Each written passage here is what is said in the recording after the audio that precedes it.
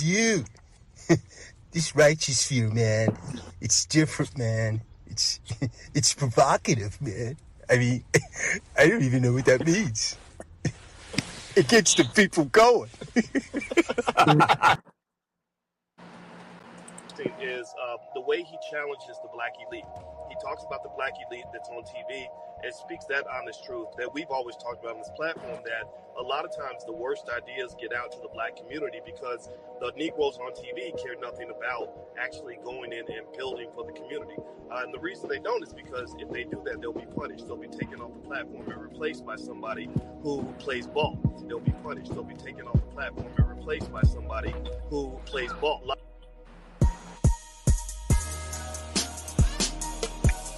Salute, and welcome to class, guys. Welcome to class, my guys.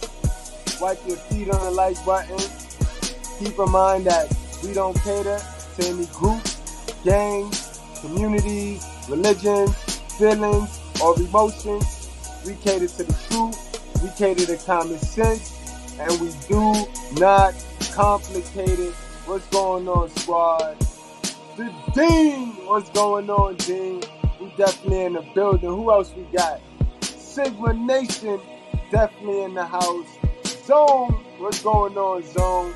XL to the Prizzo. What's going on, squad? How y'all doing? We in for a Friday treat, a Friday night special, guys. We not gonna complicate common sense. We gonna slow walk it. We ain't gonna be disrespectful. We ain't gonna give nobody a reason to stay stupid. You know what I mean? I might say dummy a couple times, but I won't say the B word. I might not even say the N word tonight, guys. We don't want nobody to complicate common sense tonight, guys. We're gonna have ourselves a good time. For those of you that want the hat, guys, you guys gotta email me so that I can give you the link. This is a Mr.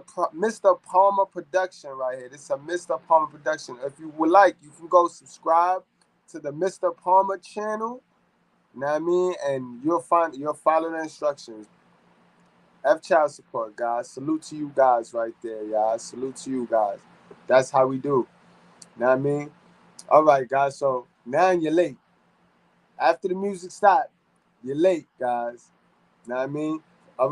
Just a reminder for those of you that just crept on in, hit that like button, guys. I need to get those likes up, especially for this one. We need this information to travel, guys, because we would love to believe that this war, this gender war, and this feminism, and which we're gonna figure it all out today. We're gonna figure it all out. We're gonna figure out who started it. We're going to figure out how we can end it. We're going to learn what our punishments were. We're going to learn what we should be doing. We're going to learn everything, guys. We finna go back. In order to learn everything, we got to go back to the beginning. To the beginning of time, guys. So that's why I say just kick back, relax. You know what I mean? Roll you something. Pop you something. Not no pills, though. We don't pop pills. I meant like a bottle or, you know what I mean, some drinks. Get your drinks on. I mean, leave them pills alone, bro. You know I mean, none of them Xannies, leave that shit alone, bro.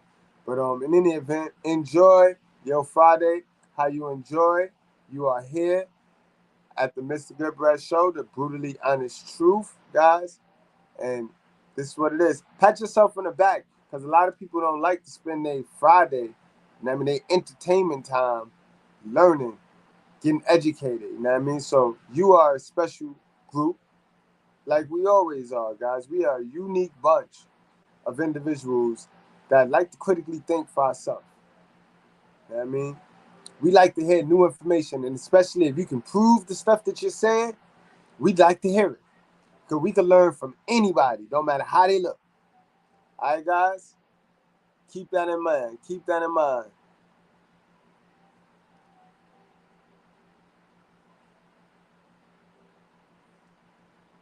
Man, goddamn. We got a real one in the house. We got a real one in the house, man. Oh, man. FIN, Fem B1, all we missing now is Posh, and it's over. We finna take over. We finna take over now. Salute, sister. Welcome to class, man. Man, now that's some truth for you right now. And we're going to help those sisters. We're going to help those sisters, the white ones and the black ones today. We're going to help. That's what we're here to do today. We're not here to beat y'all up. We're here to open your mind. You know what I mean? Open your mind. And remember, control your emotions. That's what it's about. Today, we're here to be adults, all right? Because a lot of us walk around here and we think we're adults.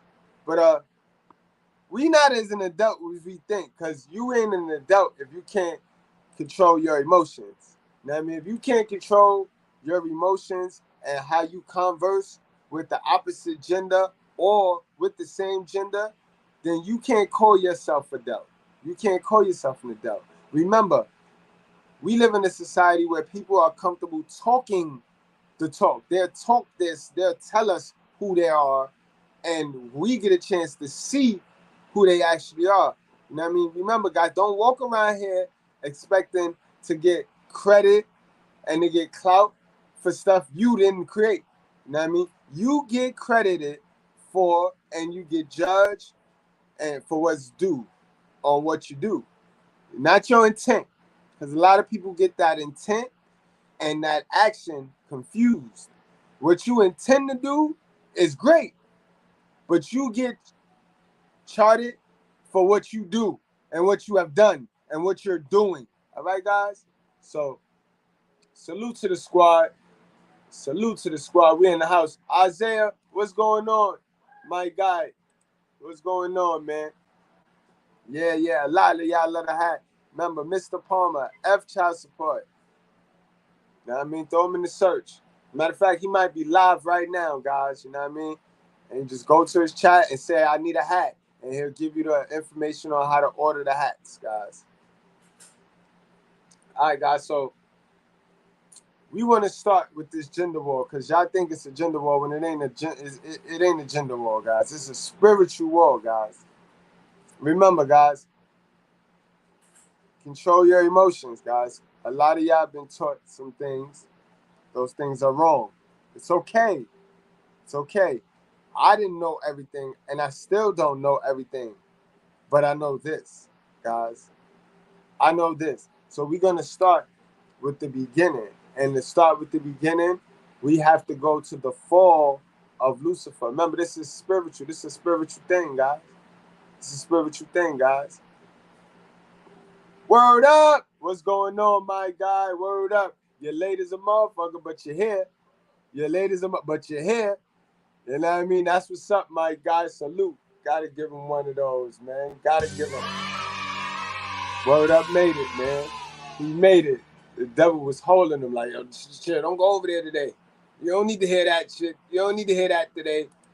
Word up, B. All right, y'all. So let's get started with the Lucifer story because honestly, guys, let's keep it real. And that's why I say control your emotions. Control your emotions. When it comes to this gender war thing, if we're going to say the first sin, the first battle, it's between man and man. You know what I mean? That popped off this gender war.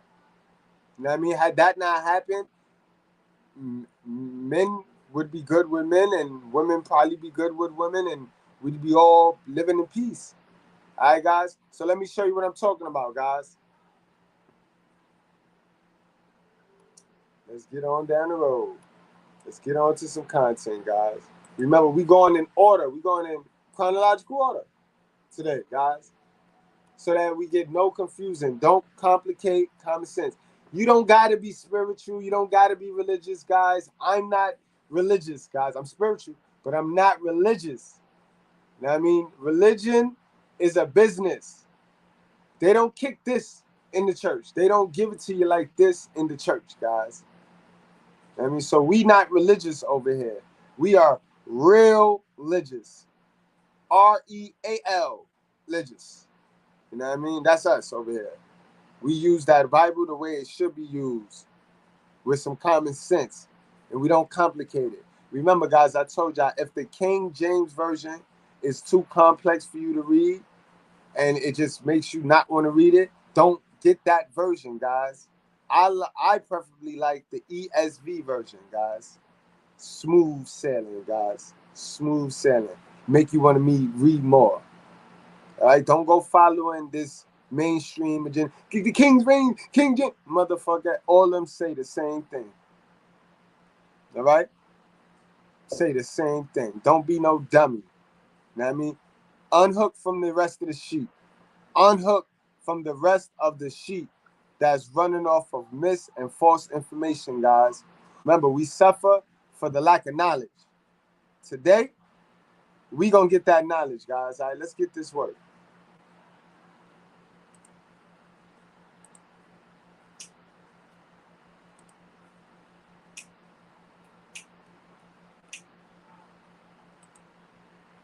Before the biblical God created the world, he first created the heavens, and inside the heavens, he created the cherubs, the angels, and the archangels. The archangels were essentially the highest rank of the angels, and were the chief messengers of God himself. Amongst these archangels was the being known as Lucifer, the highest archangel of all. He was described as being the most beautiful creature that God had ever created, a splendid being that was perfect in every way. Ezekiel 28:15 described Lucifer as Much like mankind, guys, much like all of us. I tell y'all this all of the time, son. We all, man and woman, we all were created with the potential to be great. He didn't create none of this wicked, none of this racist. He didn't. That is all learned behavior, guys. That's learned behavior, guys. Remember, follow the story. This man right here, Lucifer, the devil, is perfect. Perfect. God created him perfect. Kind of like mankind, like how he created us. Perfect. Let's see what happened. Thou wast perfect in thy ways from the day that thou wast created. But Lucifer was so perfect, so handsome, so divine, and so strong when in comparison to his peers that he grew arrogant. His superior qualities to God's other creations caused him to become prideful, and pretty soon he believed that it was he who should be in God's place. He wanted to be God. Now you got to remember, in our story, over here, in our curriculum, in our school curriculum, over here in the righteous sphere, we know that Satan is brother government. Lucifer, at your screen, is the government. The government, you see how the government take this position of wanting to be the God? The government think it's God. The government is not your God, though, guys. Peep game. This is where the divide comes right here. This is your gender war, guys. And this is why I tell y'all sit on here. Oh, my lady, sweet lady. What's going on, Posh? Hold on, Posh. Welcome, Posh. Welcome back.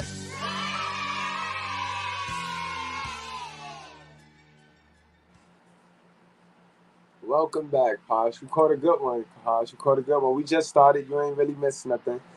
But yeah, guys. So this war starts right here, at this moment, right here, where the brother man, the beta male, who were created by God, the alpha male, the beta male, the simp, thought he was better than the alpha male, sigma male, the God. You know what I mean? And much like how in our society we have government zaddy, government saying zaddy, which is the elites, guys. You know what I mean? There's black people mixed in that. There's a lot of white people, and then there's some Jewish people in that. Those are the elites. Those are the people that run America. They run the arena. I mean, America is the arena, right? And in that arena, guys, they can cause a divide and conquer, and they can put any entity. They can put man against woman, black man against black woman, and make a whole lot of money. They're doing that now. They're making a whole lot of money off a black man and black woman killing themselves in that arena. And then they open up the gates, and they sell T-shirts, they sell popcorn, and you know the people come in, the black women come in, and they buy a ticket and they sit on the women's side, and then the black men come in and they buy a ticket and they sit on the man's side, and they just kill each other in this arena, right? And at the end of the day, the man or the woman, the black man or the woman, didn't win, because the winner is the owner of the arena, right? The motherfucker that sold the tickets, sold the popcorn, that motherfucker is the one that won. You know what I mean? You know what I mean? Exactly, yo. That's the motherfucker that won. You know what I mean? So you got to understand, it's your government against our God. It's what our government want and its agendas and what they push in our society to get us fooled and to get us brainwashed and go with their programming against what God said, our biology, our natural ability. And that's where when you that battle right there and that war right there is where the mental illness is created, because you have the good in you, which is your natural biology, what God blessed you with, against what Satan and the devil and the government is pumping in you with his agendas that he got riddled through society, guys. That's the war. That's the main war. And it's sad that it starts with man versus man. It started with man versus man, guys. But let's get back to the story. God himself, and given that he was deemed worthy to be in the presence of God more than any other, and that he arguably understood God better than any other, Lucifer could think of no one better than himself to be the one to overthrow his Lord. As noted in Isaiah 14:12-14, the prophet Isaiah quotes what some suggest is Lucifer, saying, "I will ascend to heaven. I will raise my throne above the stars of God." It can even be argued that Lucifer's ambition is greater than God's, that not only does he want to take God's place, but wants a place even higher than which God sits. And we know that. We see that with what the government doing, with the government, and they use it scientists, because the scientists is just the slaves to Satan. Because they think that through science that they could be the next God. You see, that's the battle with them. Don't complicate common sense, guys. Follow along. This new information. It's new information. You see, I'm doing it slow. I'm doing it respectful. You know what I mean? Because you know what I mean? It's like, guys, this is what it is. This is the truth right here. This is the truth right here. You know what I mean? But yeah, guys, you see what we got. You see how you got your government and they got their little scientists, and they try to, the motherfuckers is really trying to live forever. They trying to figure out how they could have bit from that tree of life instead of the tree of knowledge. Mind you, we done all bit from the tree of knowledge, and we so stupid. You know what I mean? So we bit from the wrong tree, but we getting ahead of ourselves, and we'll get to that today, guys. So stick around. Hit that like button, guys. Hit that like button. Exactly. Exactly. Science of evil. Pride would spur on Lucifer to act on his thoughts, that he was indeed more powerful than God. It was pride in which blinded him, pride which led him down a path of haughtiness, and pride which saw him begin to manipulate the other angels into serving him. And what got our single mother rate so high right now? Ain't it pride, guys? It's the pride, bro. It's the foolish pride at that. Remember, pride gonna always come before the fall. And in the black community, it's hella foolish, prideful. They are passionately ignorant. You know what I mean? After all, his intellect was superior to that of the other angels, and so deceiving them was not beyond his means. While some did remain loyal to God, many of the angels who, like Lucifer, would become known as fallen angels, began to recognize him as the superior being. Yo, I want y'all to understand. Anybody that in your circle, in your immediate circle, that start this demon time, I'm on demon time. Believe them and get far away from them, bro. Fellas, that is. Because again, I equated some things to the modern woman, but let's not forget, this is the man's spirit right here. This is in you weak men, and you hell of a sons. This is your spirit. This is your nature. Can you please stop manipulating and fucking up the women? Can you please stop backbiting the brothers? Can you please stop acting like you know everything? Can you please stop acting like you are better than? You know what I mean? And start helping, bro. We don't care how smart you think you are, sir. You know what I mean? He got all the spirit of an educated lame. You see how Lucifer has that spirit of the educated lame-o, because you have everything. God gave you everything. You have that education. You have that government Satan zaddy education with you. You got the little look, you know, you got the suit on. You can put that nice simp suit on and look real nice. But you the damn devil. The whole damn devil. And you're jealous. You're jealous, you're envious, and you're prideful. You're foolish prideful. Guys, we all know that spirit, guys. We all know that spirit. This is the gender war we talking about right here, guys. And it did not start with man against woman. It started with man on man, guys. Y'all give these women too much credit, and y'all ladies fall back, bump your head. Everything ain't about you. So chill. Be easy. Calm down. Let me get in these niggas. Oh, God damn it. God damn it. Let me get in these brothers' ass for a second. You know what I mean? But yeah, we gonna need more brotherness. We gonna need more brotherhood and stop all this backbiting and acting like one is better than the other. All right? Pookie need you, and you need Pookie. All right? Because God, as we can see, after this nigga here, oh man, after this guy here, after this demon, this devil here, he ain't make no more perfect peoples. He made him the perfect one. And you seen what happened when he made perfection. So we can stop this cat. We can stop all this, oh, I'm better than, or I know I'm smarter than, or you don't know, so you don't. Bro, we can stop that. But we need each other. As bad as we need our women, we need each other too. All right? While Ezekiel 28:15 notes Lucifer as being perfect in every way, he also notes that iniquity was found in him, thus diminishing his perfection. With a third of the angels on side, Lucifer launched an attack on God, and a mighty war for the heavens took place. But Lucifer was not counting on A mighty war in heaven took place. That's that gender war, guys. And yet, a woman haven't been mentioned yet. A woman haven't been mentioned yet. Remember what y'all come here for. Y'all come to Mr. Goodbread for that truth. Y'all don't come to Mr. Goodbread for that dopamine hit and that continued stagnation and cater to the weakened man.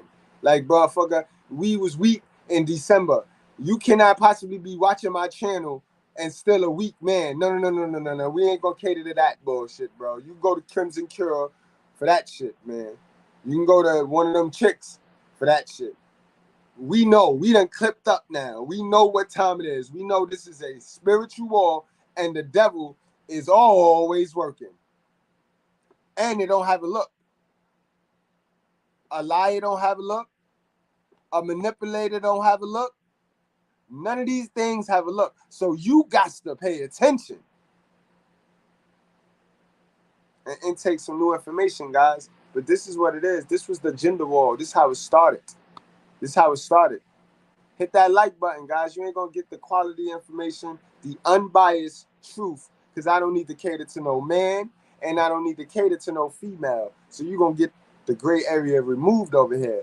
The gender war started man against man, simp against real nigga.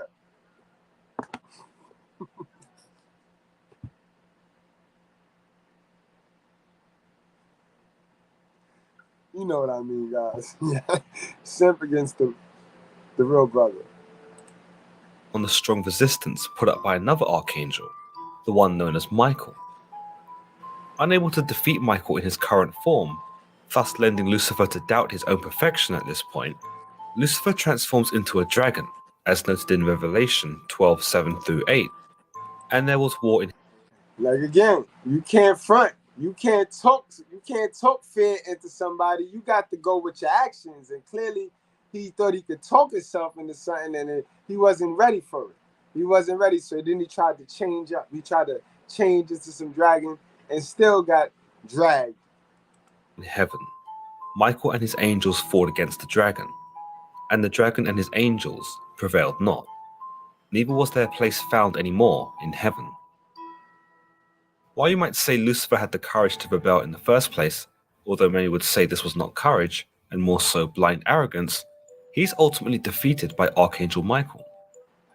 By this, we understand how powerful the biblical God actually is, that Lucifer is defeated without God actually having to get involved in the battle. You might argue that God worked through Michael in order to overcome Lucifer, but in any case, Lucifer's defeat is absolute.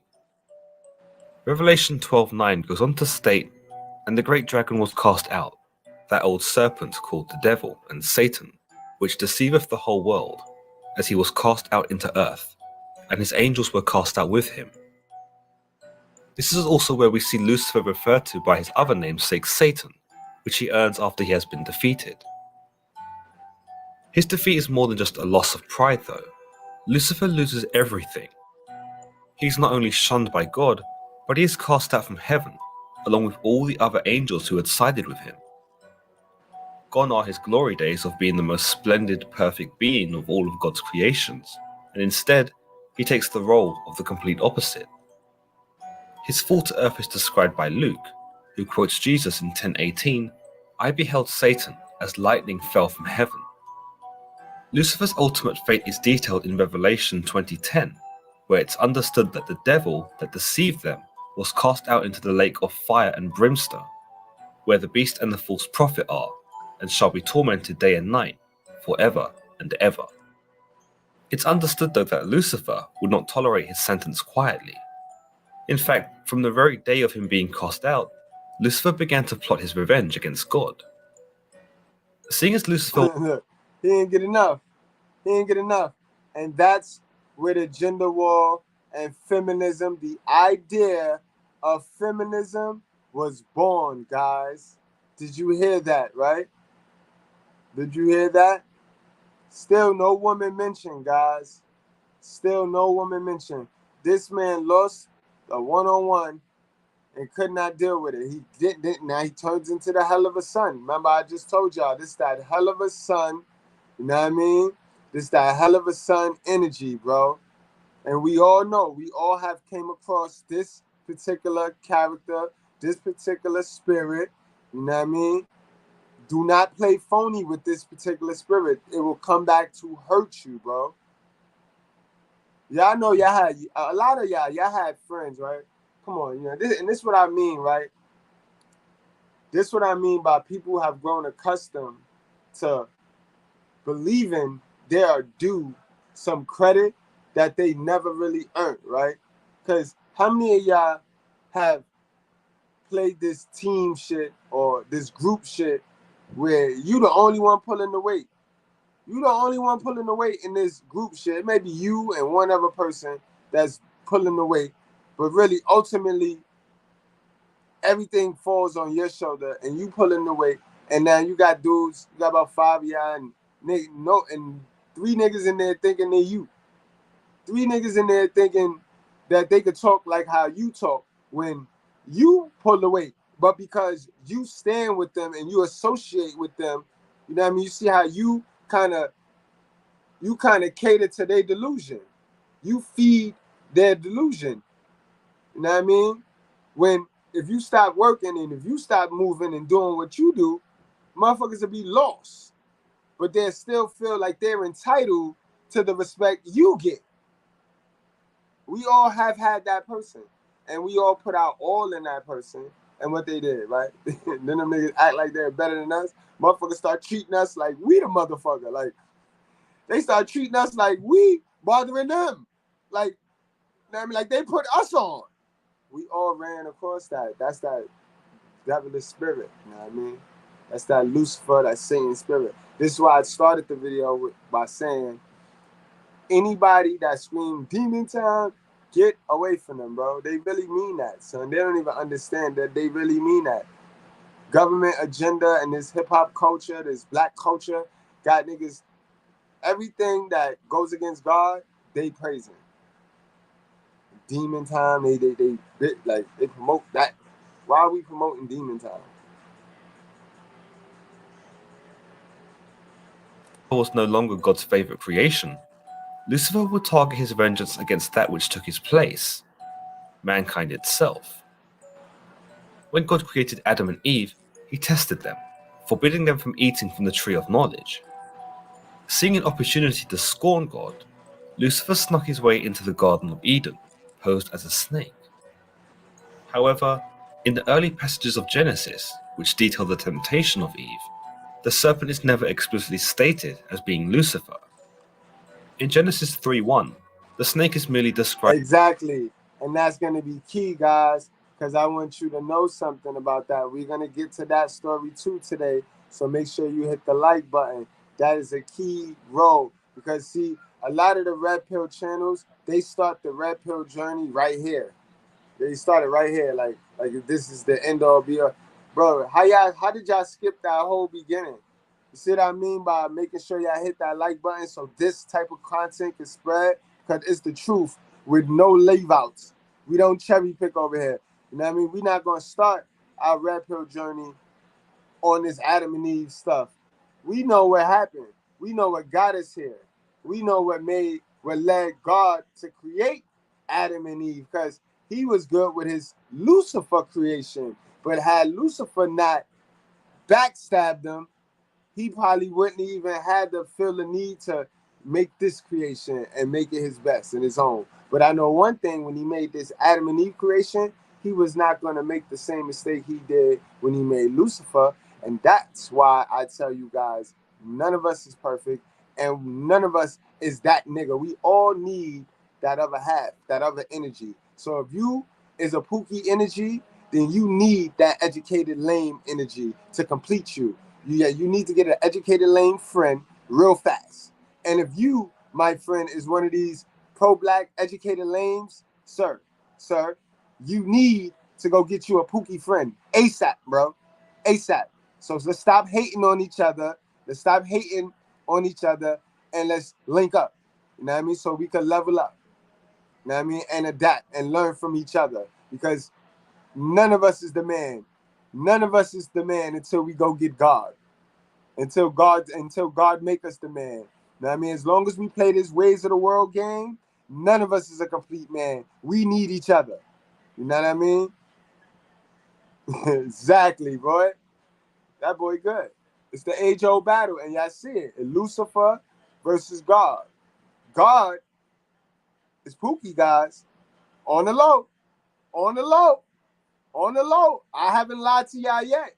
We seen Lucifer being the nigga that got given everything. He was given everything. He was the he had the vanity. He had the, you know what I mean, the suit, the sharp suit.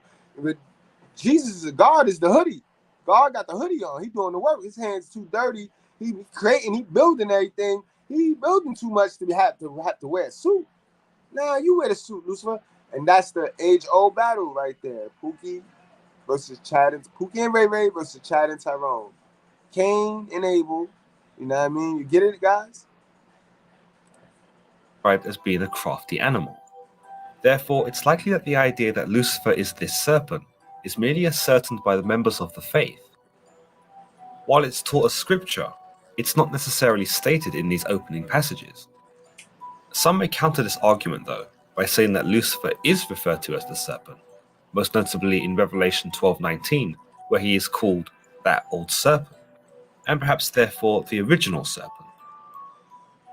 Others argue that Lucifer wasn't the snake itself in the Garden of Eden, but that he manipulated the snake to speak on his behalf. However, again, there is no scripture to actually support this. Furthermore, when we look at the origin of Lucifer's name, we'll find that Lucifer is actually Latin for light bringer or morning star, or even the planet Venus. But how could Latin find its way into a Hebrew manuscript when the manuscript was written before Latin was even a language? Let's take the 14th chapter of Isaiah to analyze this, seeing as, believe it or not, it's the only point in the scripture where the name Lucifer is actually explicitly mentioned. Isaiah 14:12 states, "How art thou fallen from heaven, O Lucifer, son of the morning? How art thou cast to the ground, which didst weaken the nations? For thou hast said in thine heart, I will ascend into heaven, I will exalt my throne above the stars of God. I will sit also upon the mount of the congregation, in the sides of the north. I will ascend above the heights of the clouds. I will be like the Most High. Yet thou shalt be brought down to hell, to the sides of the pit. Many believe that here, Isaiah is referring to Lucifer the devil, but there is another argument, that this passage is actually in reference to a fallen Babylonian king, one who is mortal, and not one who is created as a divine perfect angel. It's understood that this king had sinned greatly in his persecution of Israel, and likely believed that Y'all know how we do over here, guys. We give you all of the mythologies. And if you notice, they all have the same common thread, bro. They all have the same, damn near the same story, bro. Same story. You know what I mean? he was beyond the power and punishment of the biblical God. In this argument, Isaiah in this chapter seeks to explain the king's folly, and not the folly of the archangel Lucifer. In fact, his usage of the term Lucifer isn't universal across all translations. In some versions, Isaiah simply refers to the subject as the morning star, or Halel, the Hebrew word referring to Venus.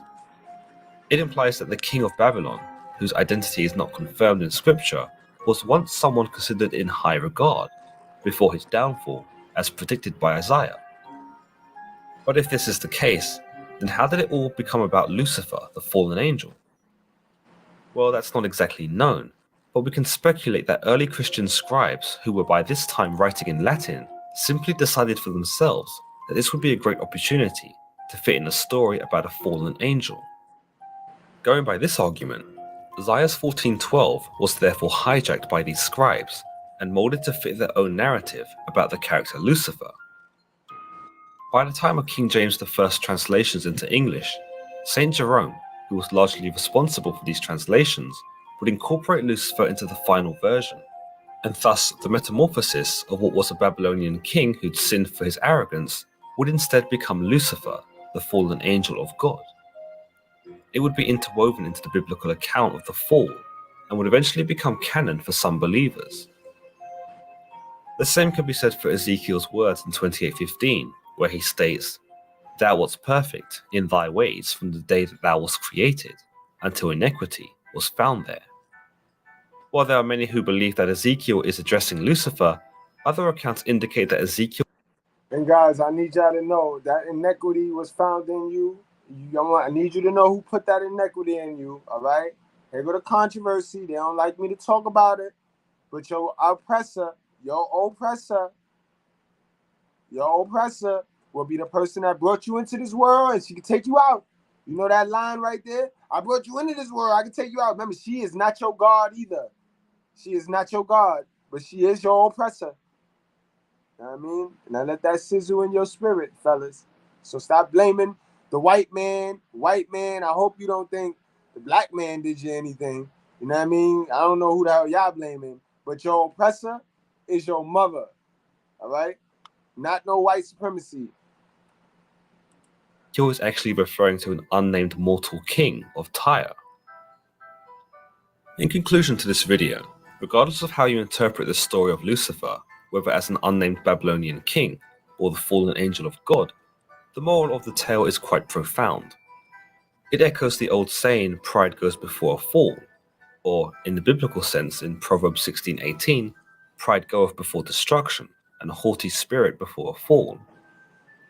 It serves to show us that, like Lucifer, if we are too confident and believe ourselves to be more powerful than we actually are, we could risk to set ourselves up for our own failure. The tale also seeks to teach us to be modest and to be thankful for what we have, and while we should aspire, we should not rush into things and be impulsive with our desires. It also echoes the idea that we should respect our elders, our parents, and those that paved the way before us, in that in some cases, they know better than we do and hold wisdom that we may not be able to. And that's a fact. And I done told you guys, it's nothing new up under the sky. So stop disrespecting the elders. If they got nothing for you, then leave them alone. You don't disrespect them, bro. I said it's no respect by default, but you do not have to disrespect the person either. You don't know what I mean? What the fuck wrong with y'all? You got to respect the elders because now, because of them, we ain't got to start nothing from scratch. We learn their mistakes and we build from there. You know what I mean? Foundations have been set, bro. Respect that, or you will never get ahead in life. You know what I mean? I know that. I don't. That's why I be mad when y'all old ladies be coming at me trying to control me like you did your grandkids and your kids after that with that generational curse stuff. Because then I got to curse you out, and I know right from wrong. I know that you put some type of foundations down. Might not have been good ones, but I mean nothing that I want to bother with. But I'll leave you alone. If you don't come at me, I wouldn't come at you. You know what I mean? Honestly. Because honestly, I'd rather give my seat on the bus to y'all than a pregnant chick.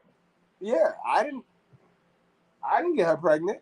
You know what I mean? Her baby father should be driving her around. These seats are for you older people. No cap, no flex. That's how I get down. Conceive at the time. Lucifer, for example, believed he was stronger than God, and even though God had made him what he was, Lucifer threw it back in his face and went against him because he believed he was better. The result of this, of course, leads to Lucifer's banishment, which shows us that the consequences for such disrespect to those who came before us can and should be severe.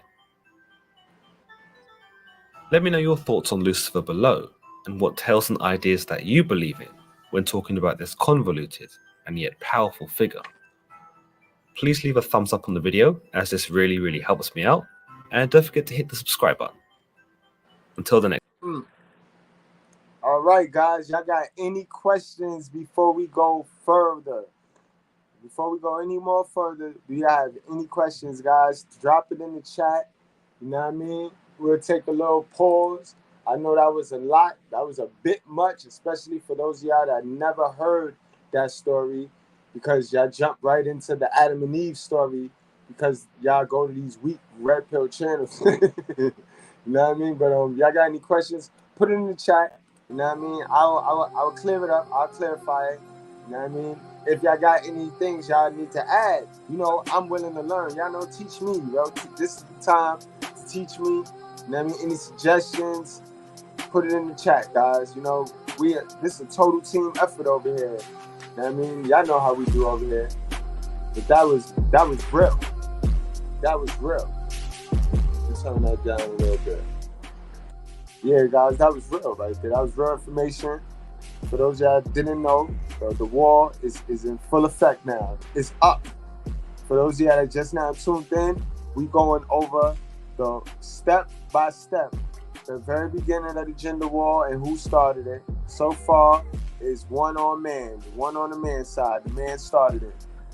You know what I mean? A beta male, a little simp sucker started it. You know what I mean? And he lined himself with the government because he think he better than God. This motherfucker think he better than his creator. You know what I mean? New York, my God, New York in the building. New York, we in the building, man. Yes, sir. All right, guys. So let's move it on. Let's mosey on down the road. Let's move on down the road to the next sequence of events in this gender war, guys. Because God, he had a bitter taste in his mouth after making Lucifer. Even though some stories will tell you that he told Lucifer that he was going to make Adam, and that's why Lucifer got jealous and started dumbing out on him. That's why Lucifer took the position. You know what I mean? A real Krabby Patty type nigga.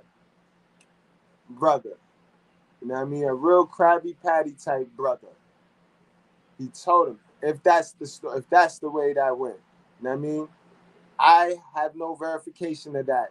But like I said, I go down so many rabbit holes, I hear everything. So I had to mention that. That's an honorable mention. That the story goes, God told Lucifer his next creation would be us, Earth. And Lucifer got jealous. and said, yo, you know what? I got to be better than God. He's, and then he took this, like if God was doing something to him. You know how we get those people that screw us over, they fuck us over, we do favors for them, and they fuck us over and still manage to blame us. It's our fault that things didn't go the way they wanted with our money that they borrowed. Now we looking for our money, they don't have it, and it's our fault. Now they walking around here like giving us the attitude. These are spirits, guys, that we'll be around all day. Remember, this is a spiritual war. Y'all play this worldly shit if you want to. This is spiritual war. These spirits is amongst us and people, loved ones, people that love you. Let's get it, man.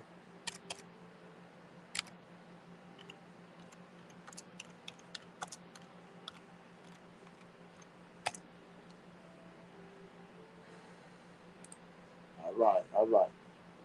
Kick back, sit back, and let's get it, guys. So, again, God had a bitter taste in his mouth, so he said, you know what? Fuck it. You know how people be thinking that they made you? So they be like, make another one. Okay, so, you know, God, you can't tell that shit to God because God will do it. He'll make another one. You know what I mean? He'll make another one. So that's what he did. He made another one. So let's get to that. Let's get to his next creation. You know what I mean? The gender war is up, though, guys. Don't sleep. The gender war up. You heard what the devil said. You heard what Satan, Lucifer, you heard what the government, Satan Zaddy said. He said, I'm going to get him. He said, I'm going to get him. I'm going to get him. He lost. They had to fight. He got his ass whipped. You know what I mean? He got his ass whipped. Evil got his ass whipped. Like kind of how they doing right now. You know what I mean? Getting their ass whipped. Every time they think they slick, they paying for it. They reap what they sow. But he got his ass whipped. You know what I mean? And he still couldn't just go away with that. We know beta males like that. You end up fighting a beta male every single time you see him because they just don't get it.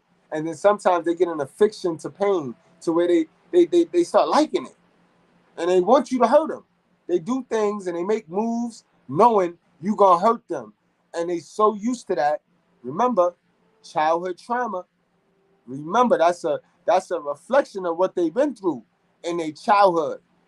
These dudes that like you to beat them up, these dudes that constantly do stupid stuff, ladies, the dudes that constantly do stupid stuff just to get you to scream on them, that's a reflection of their childhood trauma. And it lets you know what they went through all their life. Getting beat up on their mama plantation, and then their moms just feeding them their dinner. Like, oh, here, dinner, but never explaining to them why she beat them up. That grows passive aggression in people. You know what I mean? This is why you got so many passive aggressive people out here, holding their feelings in, don't know how to express their feelings, don't know how to manage their emotions, etc., etc. You already know. Shout out to my guy James. You know what I mean? Word. All right, yeah, let's get it. Adam and Eve.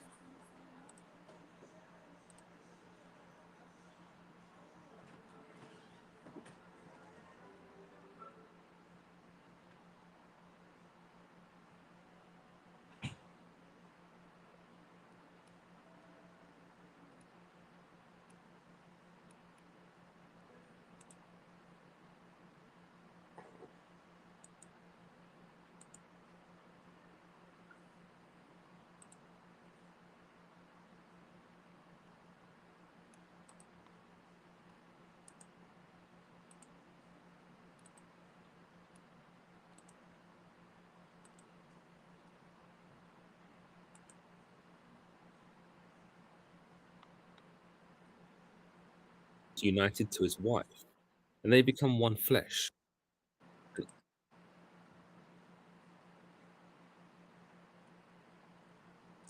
It's funny though, you know what I mean? Blue Gotti, they say that, right? They say it's tough love, but it ain't nothing love. It ain't nothing tough about it. The toughest love is let me see my father.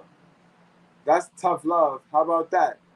Why the tough love got to start with my sacrifice, me as the child sacrificing a parent? Tough love means tucking your ego in, tucking your pride in, and letting the next parent be the next parent to their child. You know what I mean? But that's a whole nother topic, y'all. That's a whole nother topic. Whole nother situation. Optimum customers love their fast, reliable service. Sylvia says it's really fast. Get Optimum 1 gig fiber internet for... And all the wild animals, and over all the creatures that move along the ground. So God created mankind in his own image. In the image of God, he created them. Male and female. So that lets you know he was not made. Whatever he did, he didn't create Lucifer in the image of him. He didn't create Lucifer, that first motherfucker, the one that backbit him. He didn't create him in the image of him. He created us in the image of him because he'd be damned if that S that just happened to him happened again.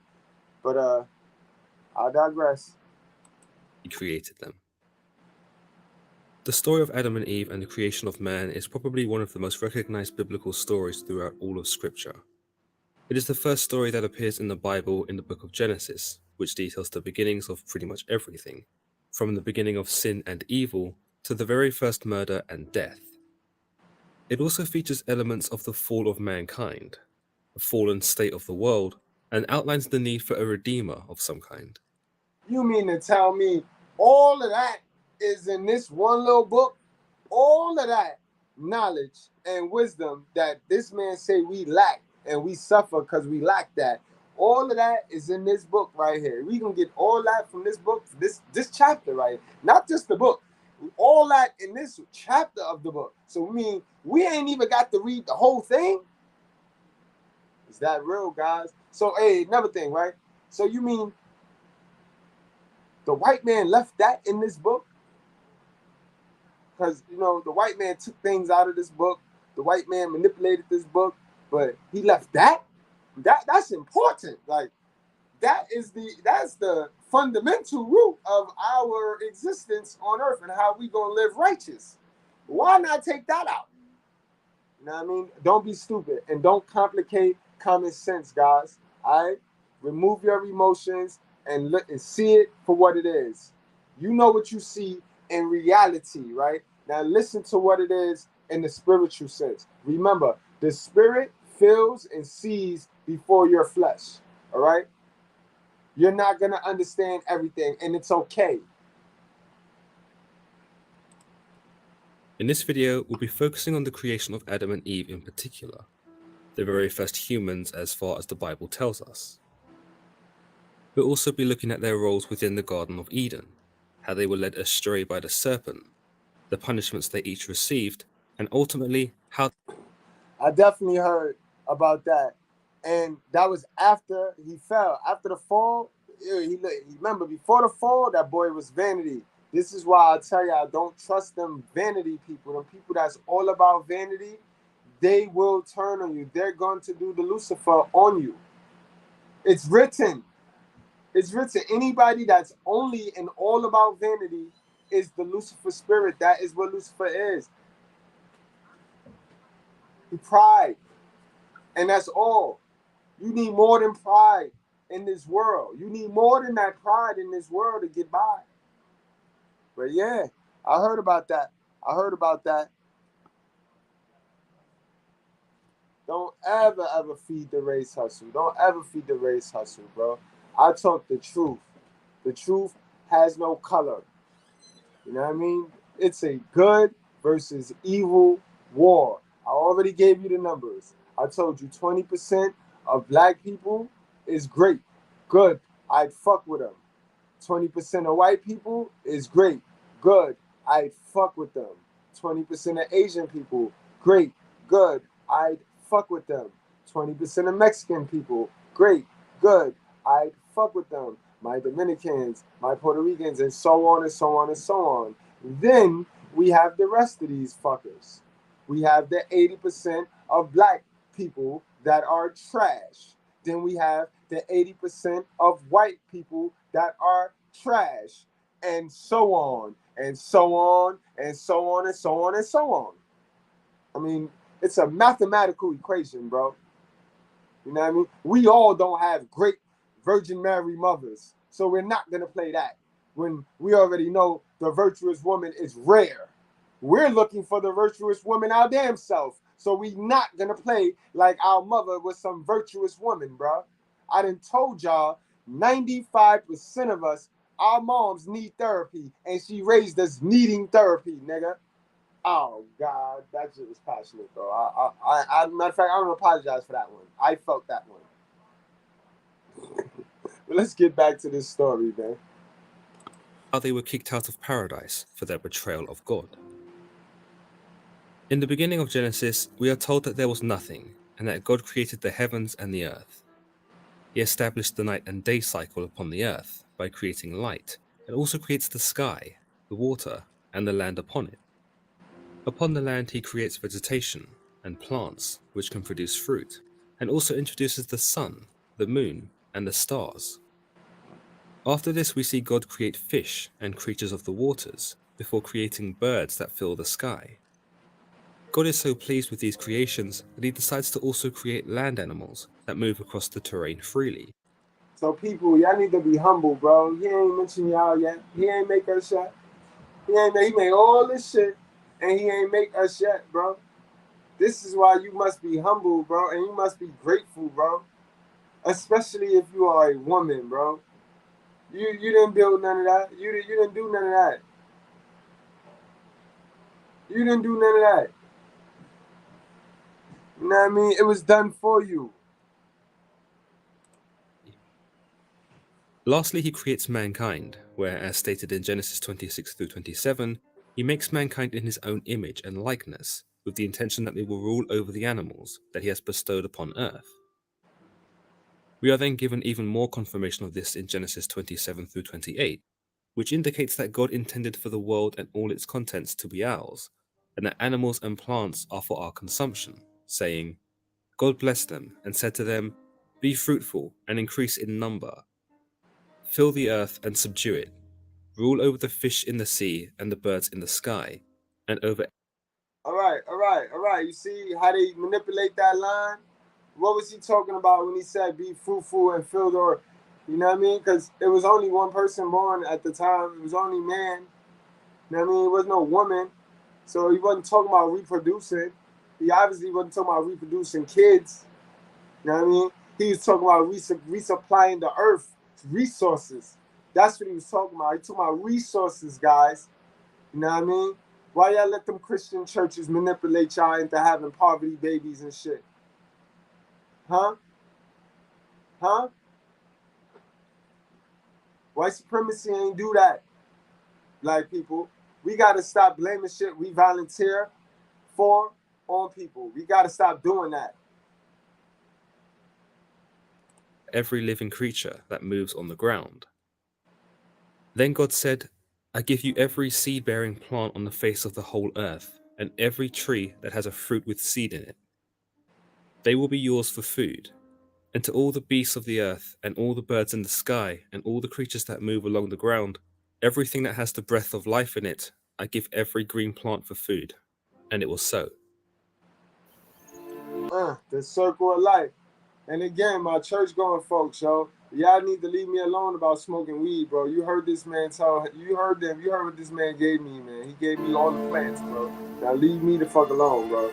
All right, and worry about Mambo yourself. yalikuwa bora Remember, kwa focus miaka on mingi. yourself. Stop Tuliweza worrying about everything else but yourself. It is chapter 2 of Genesis which sees the first introduction of Adam.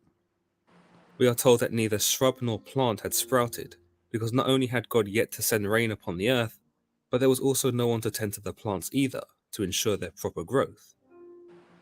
What's interesting here is that we get to see one of two of the first creation stories featured in Genesis. We are told in Genesis 2:7, then the Lord God formed a man from the dust of the ground, and breathed into his nostrils the breath of life, and the man became a living being. We understand here that Adam had been created then with a purpose in mind. He's not made on a whim or as a result of God's creation. Exactly, guys. You know, when you go to these red pill channels and they say get on your purpose, all they telling you to do is do what God say.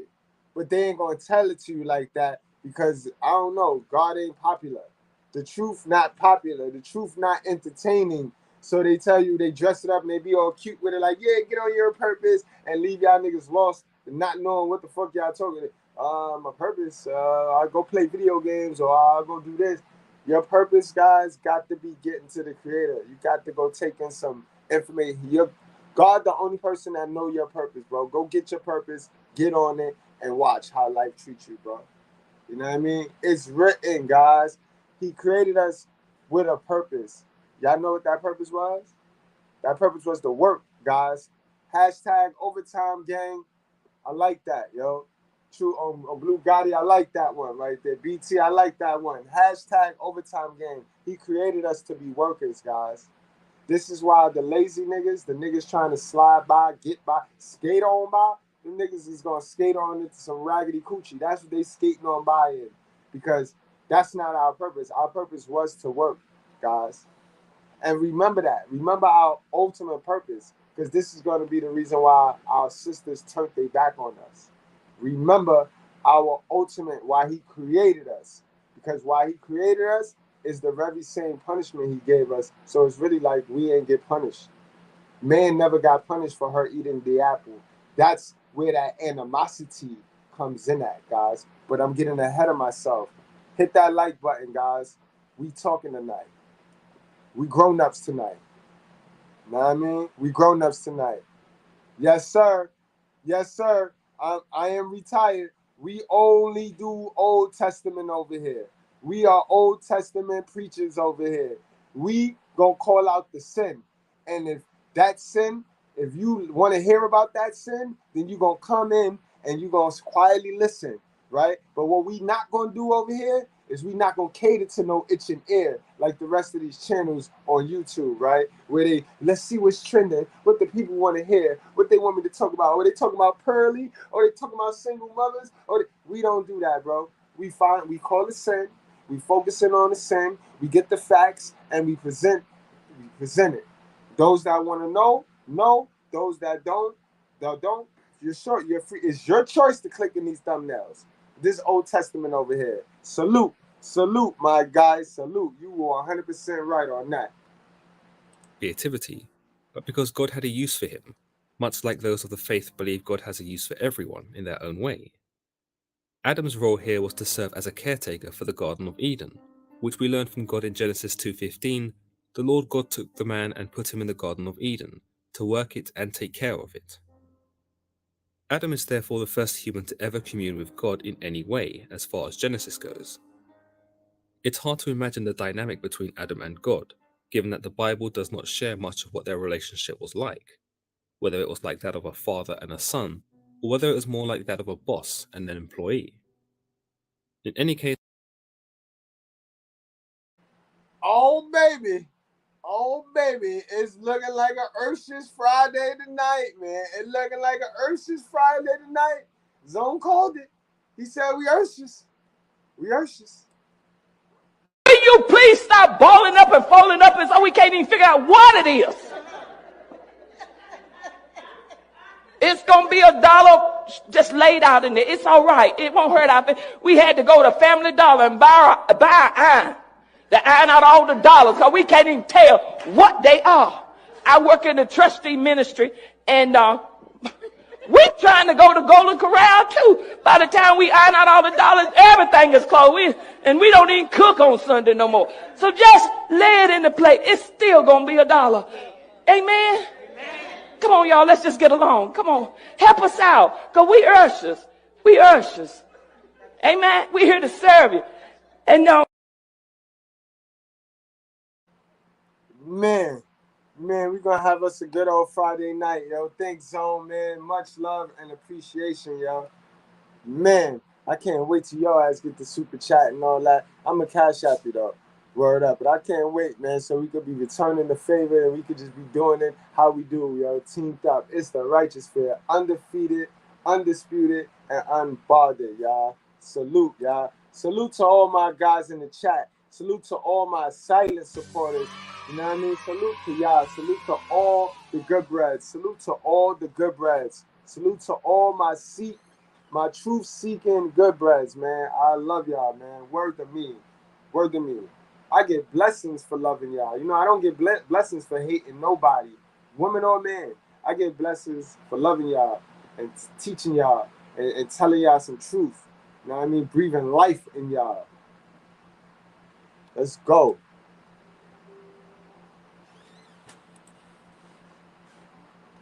Yes, God appears to treat Adam quite reasonably.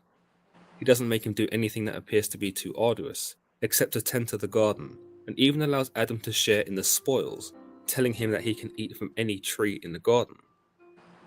Look at that. You see? And this is what I tell you. We were so used to this. We got so accustomed to being babies. And some of us do that to this day. Some of us have not weaned off that mama nipple yet. Some of us think we in the garden just being able to shake the tree, forgetting that we let the sis eat. You know what I mean? First of all, we let another chick come in. We let a chick that didn't want us come back and convince the new chick that she should do some dumb shit. You know what I mean? So we are responsible for that. We let that happen. You know what I mean? So then some of us act like that didn't happen. Nah, bro. Nah. However, in 2:15 of Genesis, God warns him not to eat from the tree of knowledge of good and evil, for if one were to eat from it, they would surely die. This is one of two trees that are named in the Bible, the other being the tree of life. God then begins to believe that Adam shouldn't be alone. He decides that man So mind you, bro, he tells you this before he even creates you the female, bro. So this is why you made her mad, bro. This is why we messed up, bro. We messed up, bro. It's a simple instruction, bro. We get to do whatever we want. Ever we want. We get to eat from any tree we want. How entitled is that, bro? We got to come to grips that it's no longer like that anymore, guys. We got to work now for a living. Hashtag overtime, gang. should have a helper that accompanies him, and we get a glimpse of how much God cares about man, and that he takes into consideration how he is feeling. He understands that Adam, with no one to talk to, would likely have been lonely, and so decides to bring all the animals to Adam to find a suitable companion. He also gives Adam the honor of naming each of the animals, but from amongst them, there is no appropriate mate. Big word. Message. Message. Now he love us there. God love man. God love man. So for you sisters because God is a woman. Well, this a man loving woman. Why y'all don't love man? Because if God is a woman, this motherfucking lady, she loved the man. She loved man. Look what she doing for man. She making sure man good. She doing things y'all never do. She making sure man good. Stop the lies. Stop the cap. Man is a man. God is a man, bro. And he looked out for us men. You know what I mean? Knowing the hardship we face, he looked out for us. He always looked out for us. You just got to fuck with him, bro. You got to stop this stupid shit. Oh, I don't believe in him. The story just seems weird to me. Yeah, your mother seemed weird too, bro. You know what I mean? The story ain't weirder than your whole family tree. Your family story ain't weirder than the God story. It's weirder than the God story, bro. Let's knock it off. Let's knock it off. All right? Get some help. He messed with us. And this part of the reason why I don't think we ever was compatible with the sisters, because they always was jealous of this. They always was jealous of this. When you ain't gonna you don't get to talk to him. We got to talk to him. You can talk to us though. But for some weird reason they want to talk to him. But then when they get their opportunity to talk to him, they run from him. So they better off talking through him through us. But they don't get that dynamic. They just feel, fuck it, I don't need none of them. And they go run off. But I'll digress. Hold on. So God puts Adam into a deep sleep, and whilst Adam is sleeping, he removes one of his ribs and then closes up the gap with flesh. From this rib, God created woman, and he brought her to Adam. In Genesis 2:23, we are told that Adam is pleased with God's efforts to make him a companion, as he states, "This is now bone of my bones and flesh of my flesh. She shall be called woman, for she was taken out of man." Both man and woman were naked in the Garden of Eden, and during this time they felt no shame, for mankind knew not what shame was. Interestingly, the Bible gives us an interesting insight about And that's why I tell y'all guys, stop freaking out. Stop bugging out. Y'all, when y'all see Sierra and Beyonce and these women out here half naked, bro, they just reverting to their nature, bro. Shit, we walked around this motherfucker butt ass naked. That is their nature, bro. Women don't like clothes, bro. You know what I mean? Especially the sexier they are, the less clothes they like. You know what I mean? They don't like clothes, man. That's their nature. It's natural. Stop changing it. Stop trying to turn these women into robots, bro. You know what I mean? And just because they like not having clothes on, that don't mean they're a hoe. If you're a leader, if they say they want you to lead them, don't worry about it. Just lead them, bro, and you'll be all right, bro. God damn. Y'all niggas want robots walking around this motherfucker. Why relationships between man and woman take form, telling us that is why a man leaves his father and mother and is united to his wife, and they become one flesh. What it's trying to tell us here is that as woman was made from a man's rib, a man seeks to be reunited with that rib, thus making him whole. Exactly, bro. This is why y'all can cut that shit out. I don't need no man. I don't need no woman. I don't need no man. Yeah. I get it. But you want one. You want one because who the fuck don't want their other rib? Who don't want their frame? Naturally, this is biologic, man. I get it. I get what government zaddy done pumped in both sides had, both sides of the gender war had. You know what I mean? But I'm talking about what God pumped in you from the jump. Whole again. The rib itself, the woman, also seeks the same unification, and so the bond between man and woman is formed on the same basis, a need to be complete. Melt fat like butter with this new powerful military invention. This $69 special forces device turns men into... In chapter 3 of Genesis, we see the downfall of Adam and Eve, simply entitled The Fall, as we see the emergence of the serpent. Now, whilst the serpent in this passage is referred to as the serpent only, many believe that this serpent is actually Satan, or Lucifer. Some theories on this originate from the fact that in Revelations, Lucifer takes on the form of a dragon to battle Archangel Michael. And Yeah, but a dragon is not a snake. All right, a dragon and a snake is two different animals. And remember, ain't nowhere written did they say that that serpent was Lucifer. And I think I know why. We gonna get to that. the heavenly host in a war for the heavens. A dragon being a serpentine creature might give some inkling as to why many people believe this. After all, we know that Lucifer can change forms as he does in Revelations, and seeing as he can transform into a dragon, why wouldn't he be able to transform into a snake? Whilst God banished Lucifer from the heavens and cast him down to earth, some ideas suggest that he donned the serpent disguise and snuck into the garden with the sole purpose of getting revenge. And what better revenge could he have against God than to turn his most cherished creation against him? Again, whilst Genesis... Again, remember, guys, this is what Lucifer, this is what government Satan Zaddy wants to do. The greatest creation is family, guys. The greatest creation is family. Another great creation is real love. Real love. And that is what the government and Lucifer is hell bent on tearing apart. And they doing a good job of it. Look at the single mother rate. Look at the split in the black family. Look at this gender war. Look at this gender war. Government, the same anxiety, got black women, black men, white women in this arena killing each other. Killing each other. They done selling t-shirts. They selling popcorn, soda. You know what I mean? They got pretzels.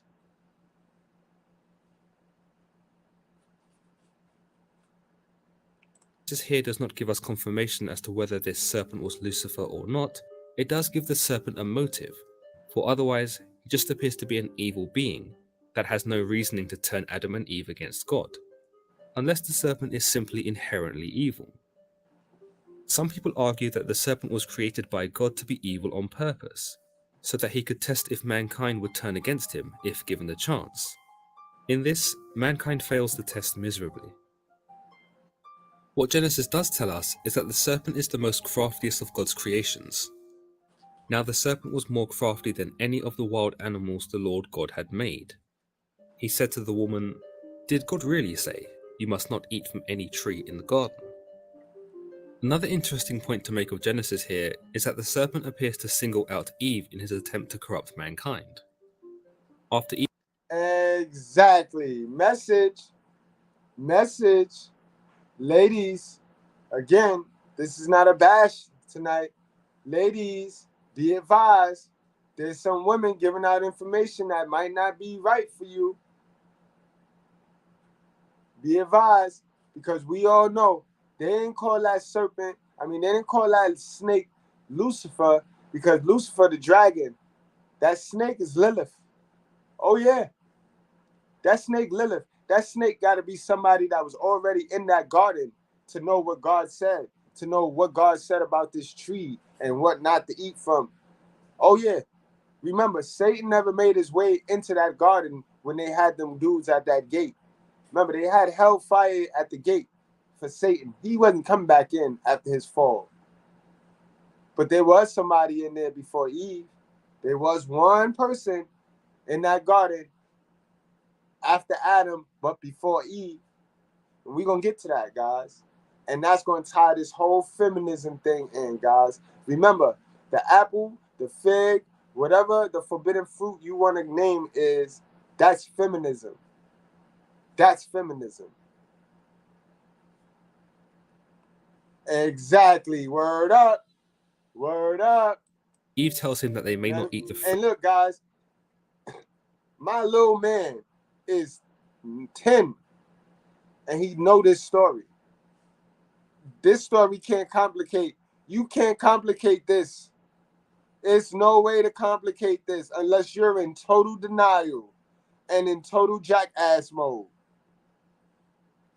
Fruit from the tree of knowledge of good and evil, because they will die, the serpent scoffs, telling her, "You will not certainly die, for God knows that when you eat from it, your eyes will be opened, and you will be like God, knowing." Keep it a buck, guys. Keep it a whole 100. That don't even sound like a man would have said that, bro. That don't even sound like a man would have said that. That sound like a wayward, wordy woman. A man would, man, come on, eat that. You ain't. That don't sound like no man. I'm gonna play that back, bro. I'm gonna play that back. And y'all tell me, bro. I ain't the smartest brother in the world, you know. My grandma all messed up. Now the serpent was more crafty than any of the wild animals the Lord God had made. He said to the woman, "Did God really say, you must not eat from any tree in the garden?" Another interesting point to make of Genesis here is that the serpent appears to single out Eve in his attempt to corrupt mankind. After Eve tells him that they may not eat the fruit from the tree of knowledge of good and evil, because they will die, the serpent scoffs, telling her, "You will not certainly die, for God knows that when you eat from it, your eyes will be opened, and you will be like God, knowing good and evil." The serpent doesn't. Same way our government sold our women on. You don't need no man. You don't need no man. I got you covered. You see that house over there that the homegirl worked hard for? You ain't gotta work hard. I'll give you that. I'll match you that. Just vote for Democrats. This is what they did. They manipulated our sisters to do what they needed to do, what they needed them to do. They convinced our sisters to do the biddings. And it started with our white women, and then they went to our sisters, guys.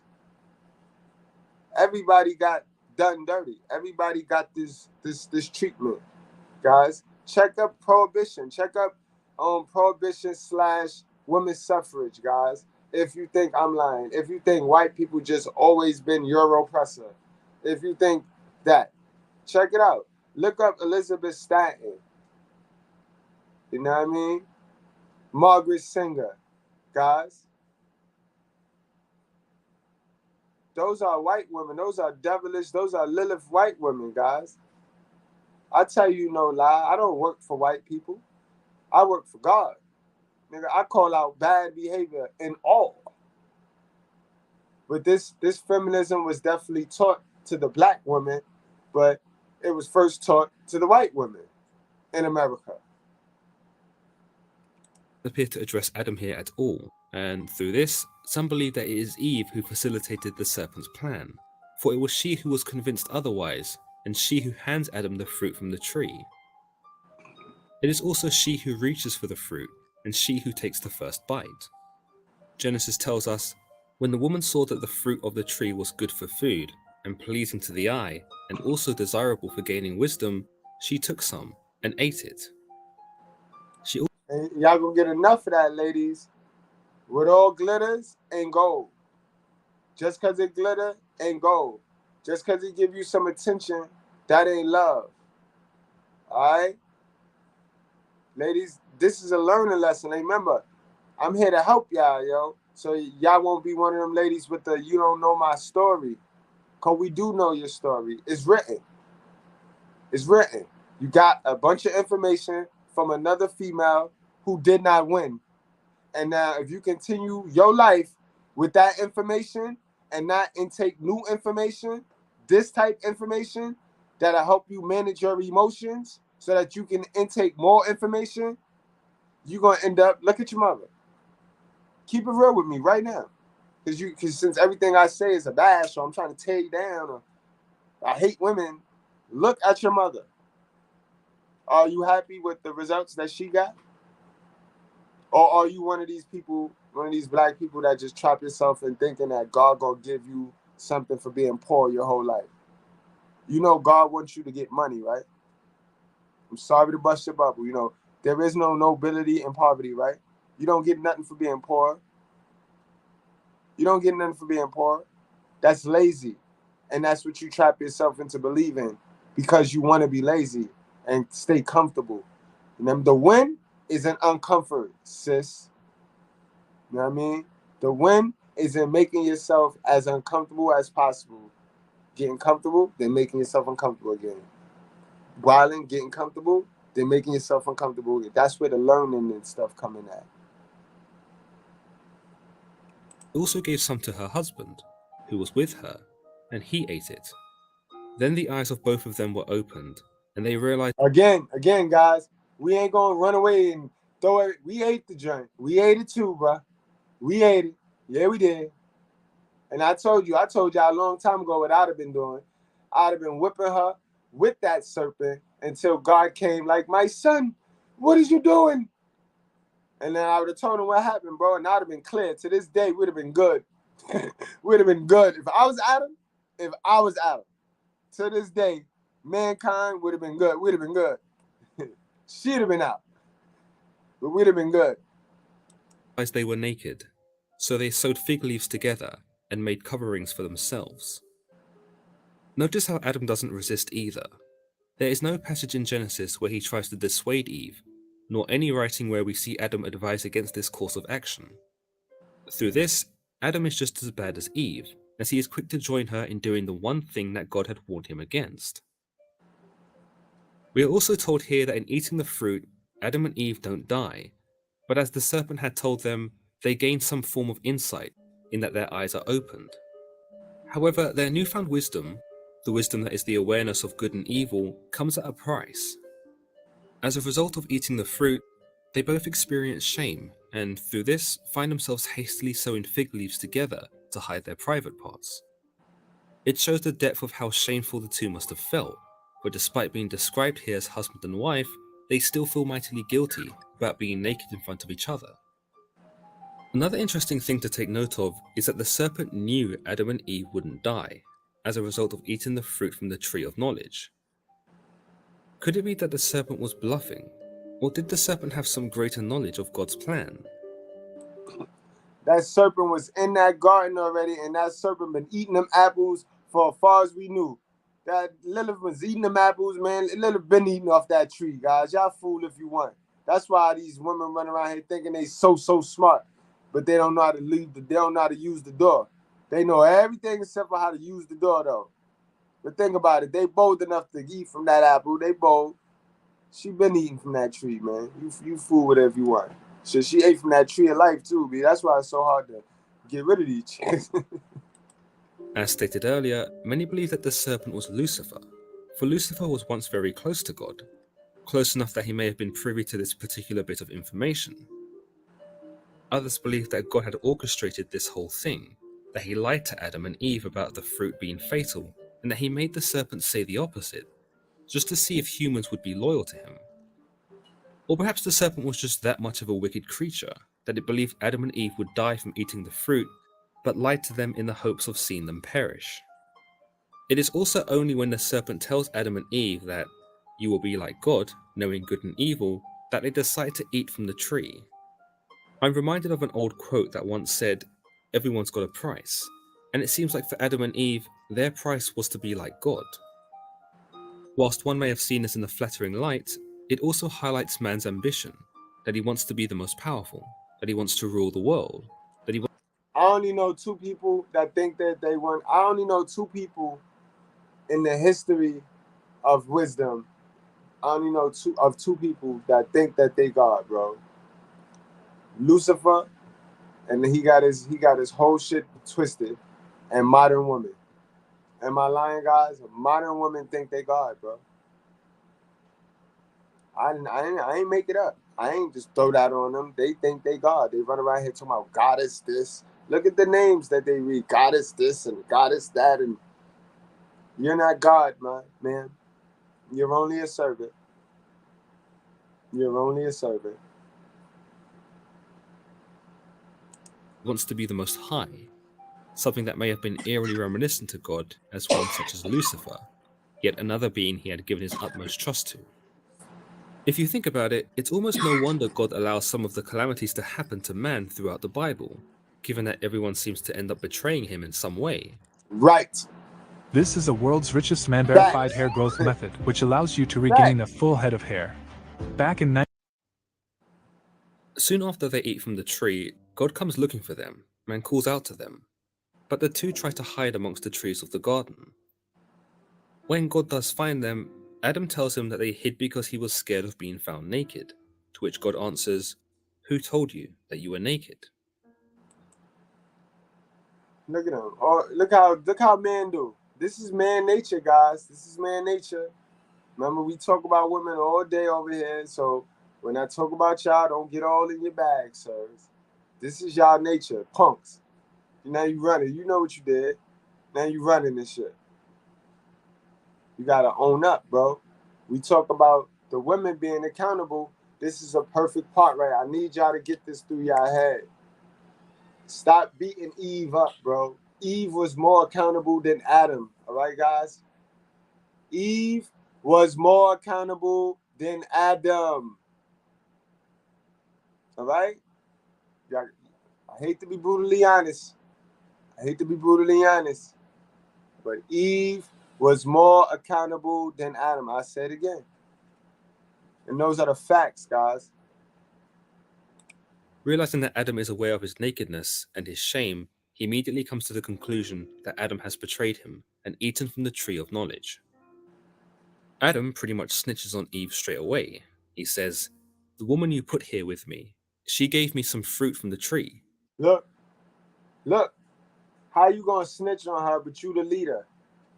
This how you gonna snitch on her, but you supposed to be the leader? And notice, guys, God didn't come to that woman.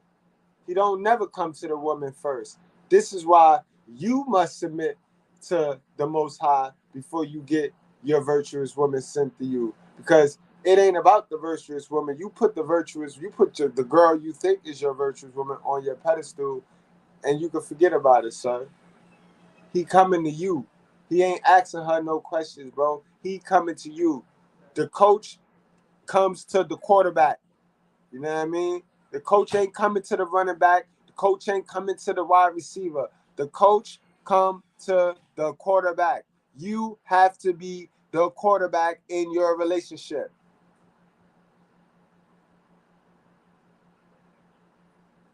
And I ate it.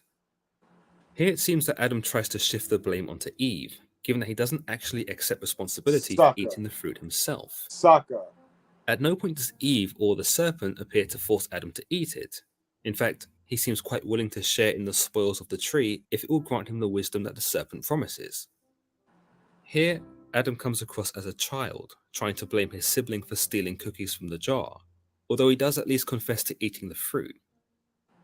God then immediately turns his fury upon Eve, saying, "What is this you have done?" To which Eve replies, "The serpent deceived me, and I ate." Simple. Simple. Simple. And so bold, yo.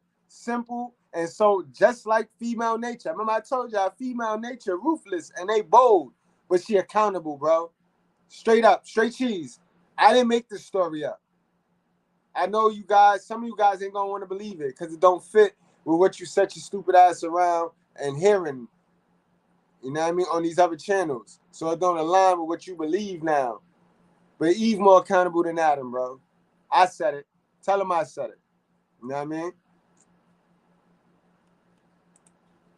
Eve's reply is a little bit more honest than Adam's, for she seems to be a bit more concise in her response, simply telling God, yes, I was. So if y'all keeping track, that's 2 strikes on man, bro. That's 2 strikes on man, bro. This is why we tell y'all this is a man's battle. This is our war to win or lose, bro. You pay attention and you focus on them women if you want and lose sight of the stuff you need to fix within you to be really great and be the best version of yourself if you want to. Sit here and think this gender war is the woman fault and distract your stupid self with that if you want to, bro. Bro, we got to get this the truth. We got to look in the mirror, bare butt ass naked, bro, and fix those things we don't like. Get some skills, guys. We got to get some skills and then get some goals so that we can stop hiding depression and playing gangster and smoking and drinking. You know what I mean? I done told y'all about smoking 50 blunts back to back. How high do you want to get, sir? How high are you trying to get, sir? That is depression, sir. And you need to stop. Because then you start wasting money now, bro. You start wasting money. Weed expensive. Vices is expensive. That alcohol y'all be drinking, sis, put the wine down. Put the wine down. That sipping paint shit y'all doing, how about you sip and get some skills and some goals so you can stop hiding that depression of being a loser, a professional mother. You can stop hiding that in this sipping shit and this going out shit. You know what I mean? Learn how to take some self accountability and fix you. Deceived, and yes, I ate the fruit. Unlike Adam, she doesn't try to throw her spouse under the bus and appears to take responsibility for her actions, telling God exactly that which happened. God then turns to the serpent and tells him, because you have done this, cursed you are above all livestock and all wild animals. You will crawl on your belly and you will eat dust all the days of your life. And I will put enmity between you and the woman, and between your offspring and hers. He will crush your head, and you will strike his heel. Here we learn that the serpent becomes the most cursed of all animals for having deceived Adam and Eve into sinning. God appears here to detest the animal, but whilst he doesn't destroy snakes for the serpent's meddling, he does. And they got a little saying that come from this, guys. And I need you to understand it very clear. This is a message. If you, since this happened, right? If you are able to see eye to eye with a snake, then you deserve to get bit, guys. And I really mean that. Do you get that? Let that sizzle in your spirit for a second, like Courtney Wayne said. If you can see eye to eye with a snake comfortably, then you deserve to get bit. And that go for the people you chill around too. Y'all be sitting around snakes and y'all be seeing eye to eye with them. It's not meant for man or woman to see eye to eye with a snake in God's eyes. You know what I mean? So y'all sit around here and y'all play let's pretend with people who are snakes, bro.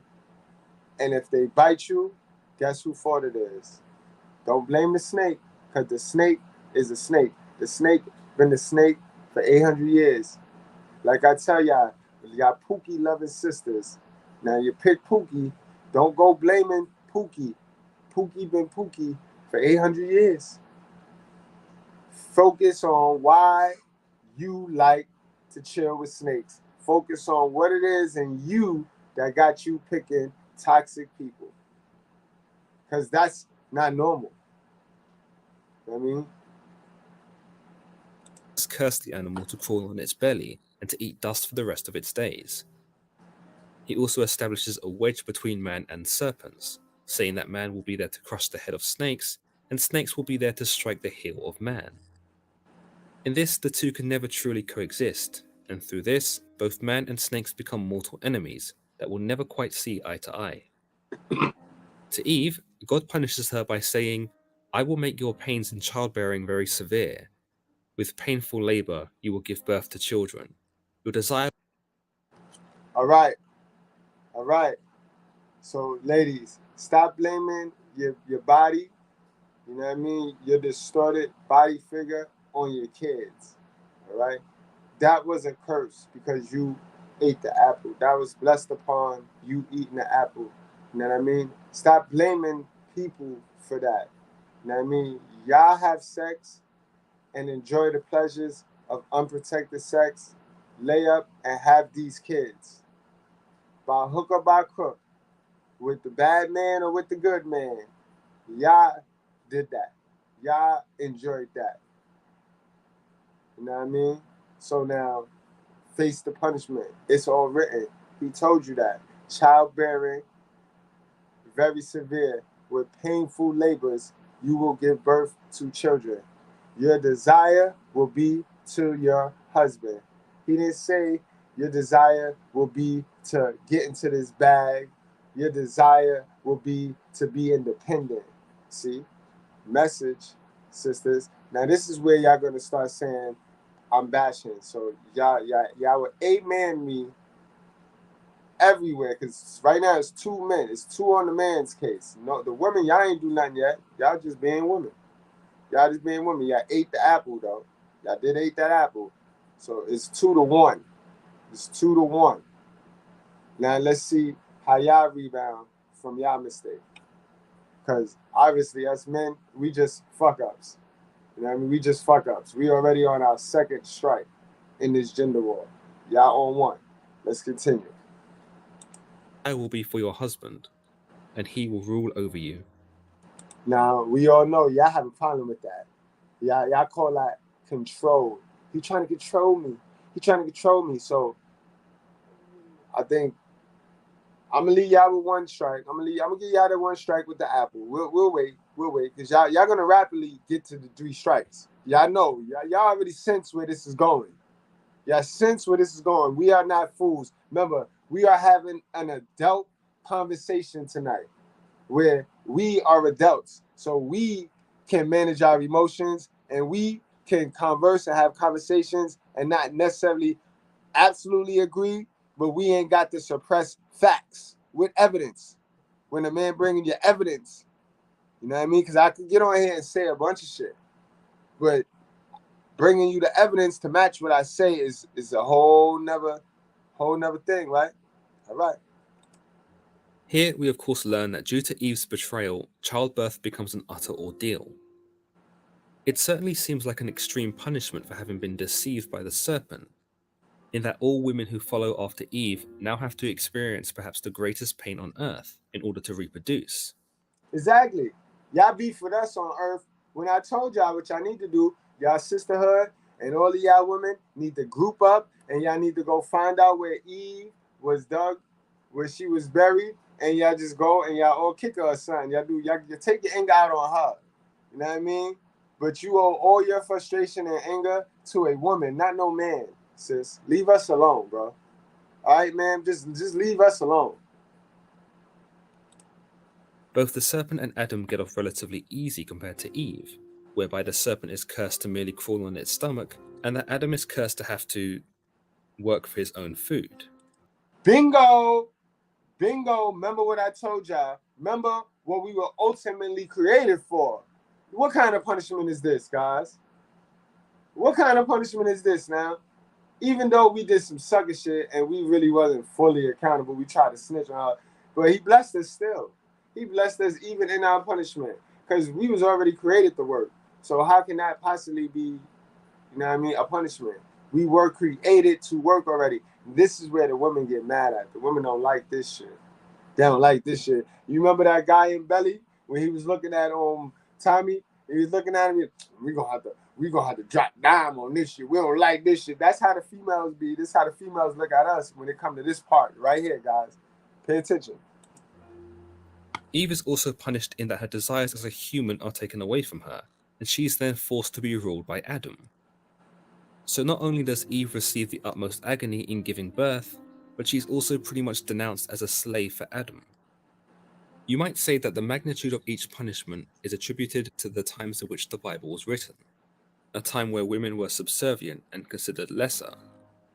By this, Eve, who some might say serves as a representation for women in this story in the same way Adam represents man, comes across as a scapegoat. Her punishment is grossly disproportionate to Adam's, and the only reason I can think this is because No, we're not gonna lose sight on the fruit. Because remember, I did say fruit, fig, pomegranate, whatever you want to do it. You know what I mean? Because over here, we don't get stuck on the little thing. We don't get stuck on the paper cut.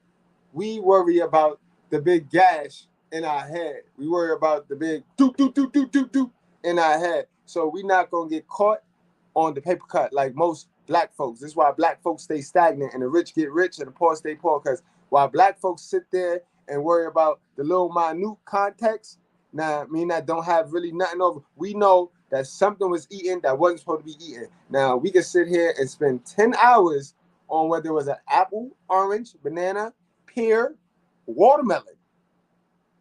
You know what I mean? But you see how that will only stop us. That will only prevent us from getting to the solution. You know what I mean? Only prevent us to get to the solution. Because there been 200 facts said. So if that one little nugget could override 200 facts, that person need to get to some help. Damn it. Because they need to get to some help. But yeah, don't worry about that. You know what I mean? No, I didn't. I said apple, fig. I know what I said because I always say this. I go over this all of the time. This is not the first time I've done this topic. You know what I mean? Because I know some people say it's an apple, some people say it's a pomegranate, and some people say it's a fig. All right? I don't get distracted with whatever it is. Whatever fruit or whatever it is, it was not supposed to be eaten. It wasn't supposed to be ate. That's all. That's all. You know what I mean? That's all. You know what I mean? I'm too legit to quit.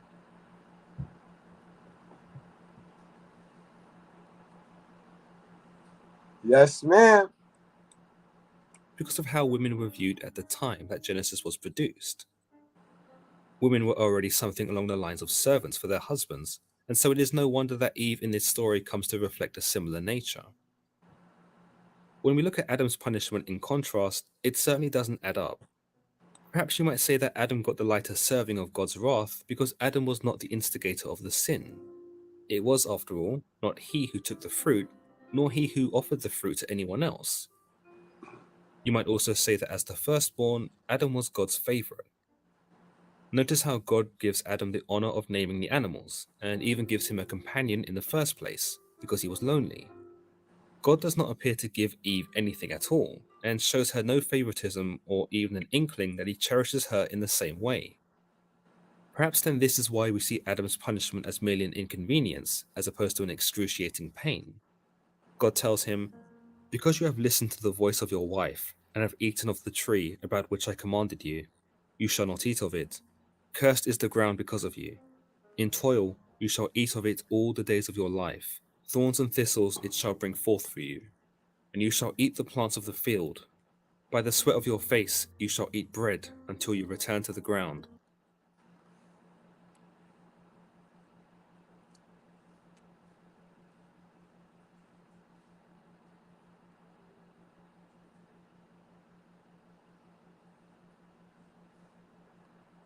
I don't know.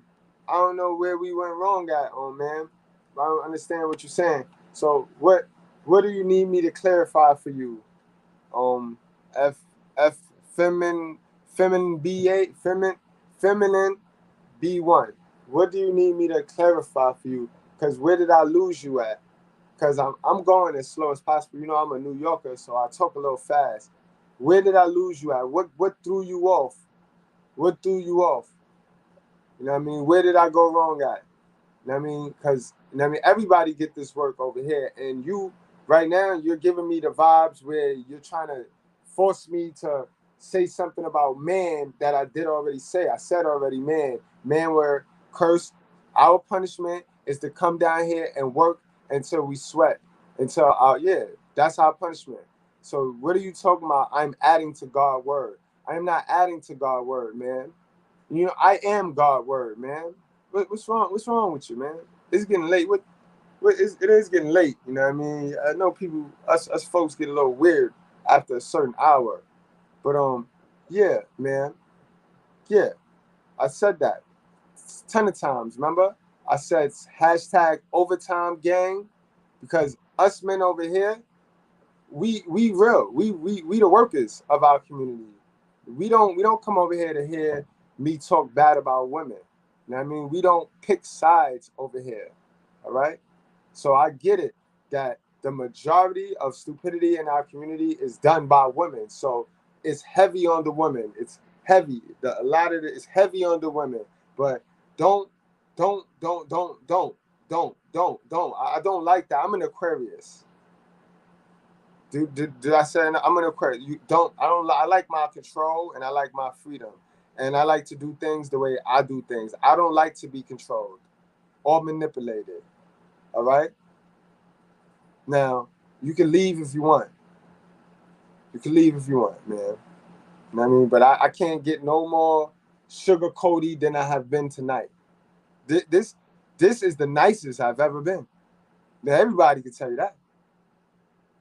You know what I mean? I don't get what you're talking about, though, man. You seem disturbed. Like, what disturbed you, man? For out of it you were taken, you are dust, and to dust you shall return. Here, God explains that the ground Adam walks upon henceforth will be cursed, and that if he wants to... I don't know, but this one is weird because I don't get it. We're playing the video. We're all playing the video. So we're all seeing and hearing what we're seeing. This is the Bible. He's reading out of the Bible, man. I'm quoting everything that's in this Bible right here. What are you talking about? To survive, he'll have to work his arse off to ensure this. You can't win for winning with these sisters, In boy. the Garden I of tell you Eden, that. food was readily available, as God had amply supplied for him. Cannot. But going This is forward, an Adam example, would now guys. need to get his own food, and this meant planting seeds, growing crops, and harvesting, all in terrain Right, let me play that back. That's huge, guys. That's our punishment right there. readily available, as God had amply supplied for him. But going forward, Adam would now need to get his own food, and this meant planting seeds, growing crops, and harvesting, all in terrain that was plagued by thorns and thistles. He tells him that it is only by the sweat on his face that he will eat bread, and that if he wants to eat, he will have to work hard to do so. Basically, he tells Adam that he's on his own now, and that all the benefits of getting a free meal and the comforts that came with it are now forfeit. Bam. Hashtag overtime gang. That's what we said. So you jumped the gun a little bit. You know what I mean? You jumped the gun a little bit. All right, so you hold on. Let me drop the link so you can come on here because I live the Bible. You know what I mean? You're a believer. I'm a liver. I live that thing. You know what I mean? I live that thing. Yes, we could go script for script, line for line, bar for bar. You know what I mean? And respectfully, man, you know how we us black folks need to get together. We need to stop acting like we, you know what I mean? One is better than the other. If you could teach me something that I missed, then sure, teach me something that I missed. But I've been very accurate on this right here, man. I've been very accurate on this one. But the link there, you could jump on and we could break it down together, man. You know what I mean? We could break it down. Cause this me, I don't just say scriptures. I post it so that you can read everything I read. So I don't know what's up with you.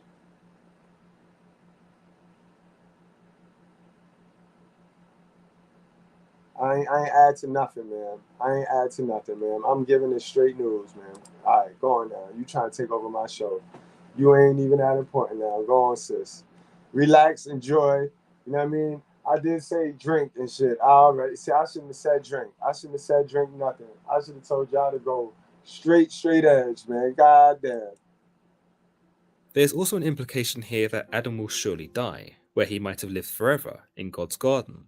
For God tells him that he is dust, and to dust he shall return. Not only is Adam stripped of the luxuries of instant food, but he is also mortalized, and must now live with the notion that one day he will perish. That's a fact, guys. That's a fact. We ate from the wrong goddamn tree. You know what I mean? We should have made it go get the other apple from the tree of life, and then we should have partake in that if we was gonna be foolish. You know what I mean? But yeah, ashes to ashes and dust to dust. This is why none of us is immortal. We all gonna die. We all gonna die, guys. What is the real story of January 6th? Many people have asked that question. Some people. Again, you might say Eve's punishment is far worse. Adam is merely told to fend for himself, something that both men and women are capable of doing. We are all responsible for feeding ourselves at a certain point, and perhaps this is symbolic for where we leave our parents and caregivers and set out on our own to forge our own paths. Perhaps by this, Adam's betrayal of God was inevitable, for it is outside of the home, or the Garden of Eden, that mankind's destiny begins to really manifest.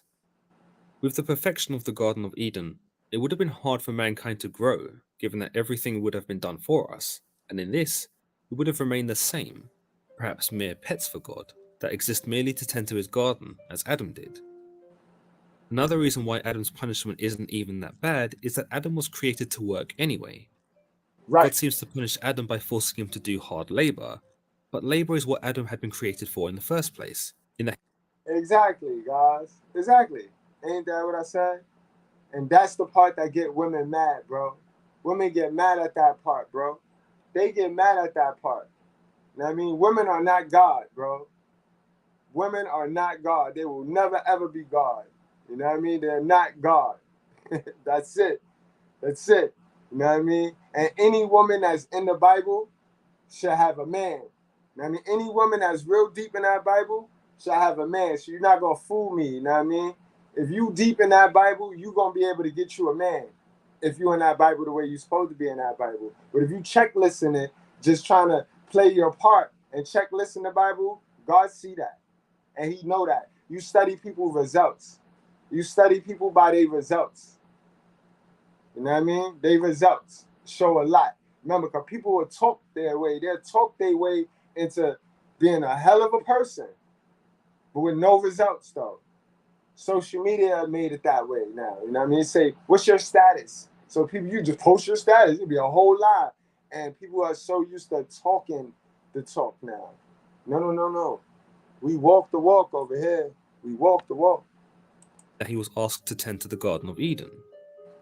Admittedly, this task was far less strenuous than, say, raising crops on a cursed land, but it is still within Adam's ability to survive in these conditions.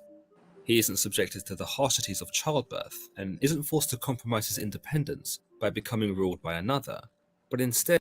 That's it.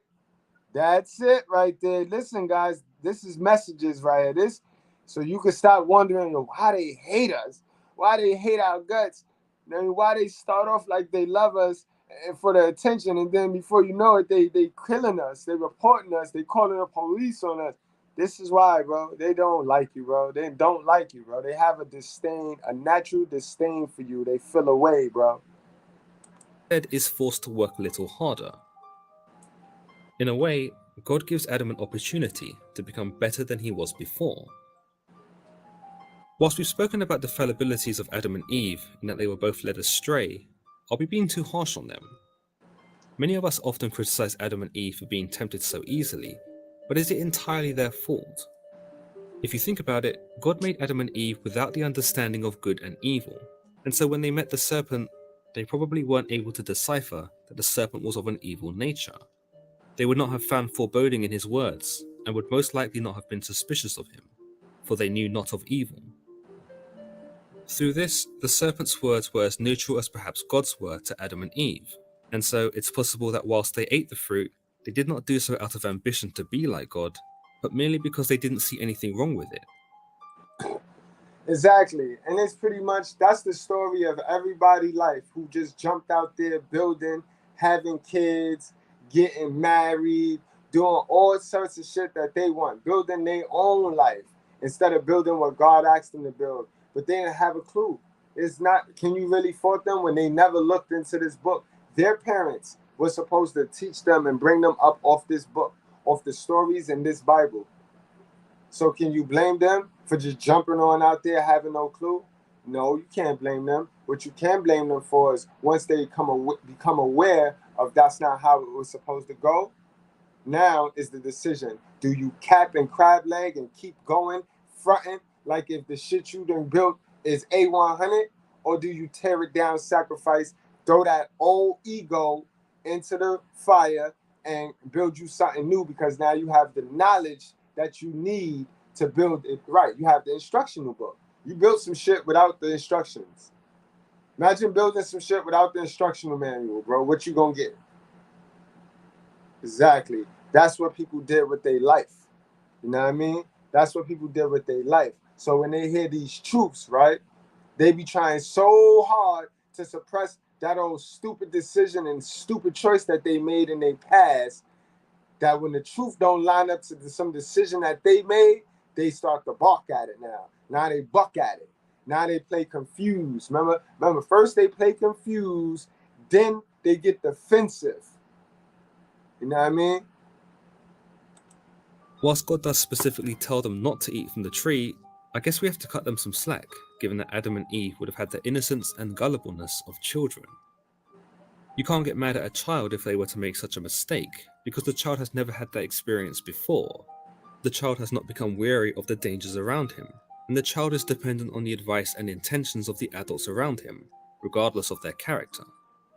It is through this that we can view the story of Adam and Eve as a story of growth, in that we all make mistakes, and we all endure the punishments of those mistakes in an effort to learn from them. Notice that Adam and Eve go on to live righteous lives after their folly, because like us, they learn what they have done is wrong, and are able to make amends and become better for it. Perhaps if God had given them a second chance, they might very well have kept away from the tree with more effort. Although, you might also understand that God boots Adam and Eve from the garden out of caution, because he no longer trusts them. Furthermore, he expels them from paradise because he knows they now have the knowledge of good and evil, and isn't sure which path Adam and Eve intend to take. Notice he says in Genesis 3:22, "See, the man has become like one of us, knowing good and evil," furthermore establishing that man has become something new, something that is capable of making its own decisions and deciding its own fate. God is also weary that now man knows he can gain more by eating the forbidden fruit, he might be tempted to do so again, only this time from another tree, the tree of life. God tells us, "And now he might reach out of his hand and take also from the tree of life, and eat, and live forever." Here, God is aware that man could become even more powerful should he remain in the Garden of Eden, and recognizes the potential for man to do more wrong against him by consuming the fruits he had told him not to. He gets a glimpse of this new nature of man after having acquired the knowledge of good and evil, in that man is no longer subservient to his every word, but instead more likely to turn on him and use his own gifts to further themselves and become just like him, maybe enough like him to challenge him, as Lucifer once did. We are told, "Therefore the Lord God sent him forth from the Garden of Eden, to till the ground from which he was taken. He drove out the man, and at the east of the Garden of Eden he placed the cherubim, and a sword flaming and turning to guard the way of the tree of life." Here we see Adam and Eve banished from the Garden of Eden, and that God isn't taking any chances with them getting back in. He even employs a cherubim, an angelic attendant of God, to stand guard with a flaming sword, so as to ward man away should he ever work his way back to paradise in search of the tree of life and its fruit. This is an often overlooked aspect of the story of Adam and Eve, in that the tree of life and what it represents is seldom ever talked about in great detail. It is the one other tree that Adam and Eve do not get to taste from, nor are even seen to acknowledge. It's probable that on the Garden of Eden, Adam and Eve did not consider their mortality, given that they were so well cared for, and had their every desire met, and so the tree of life and its fruit, which granted immortality, did not have immediate appeal. But after eating from the tree of knowledge and gaining the understanding that living forever would make them more than human, and in essence similar to God in that they would become immortal, they would eventually yearn to have it. It is why God takes such precautions to keep man away from it after they have been cast out, because the tree of life would offer man a power that perhaps no man should ever inherit, a power that made him as infinite as God himself. The story of Adam and Eve has undergone extensive investigation, which has led to some very different elaborations. Both characters appear in other religions outside of Christianity, and whilst they have near enough the same role, there are some stark differences, which we'll speak about in a moment. Absolutely, guys. We're about to give you some other religions and their Adam and Eve story. This is why me personally, I don't pick a religious group, because every group, the context, the overall context is the same, bro. The characters may be different. One religion might have Zeus, and in the Christianity, Zeus represents Samson. So the story gonna be the same about somebody that was strong, and then they let somebody cut his head. So the story gonna be similar, guys. The moral of the story gonna be similar. You know what I mean? Don't let don't let the details distract you, bro. You know what I mean?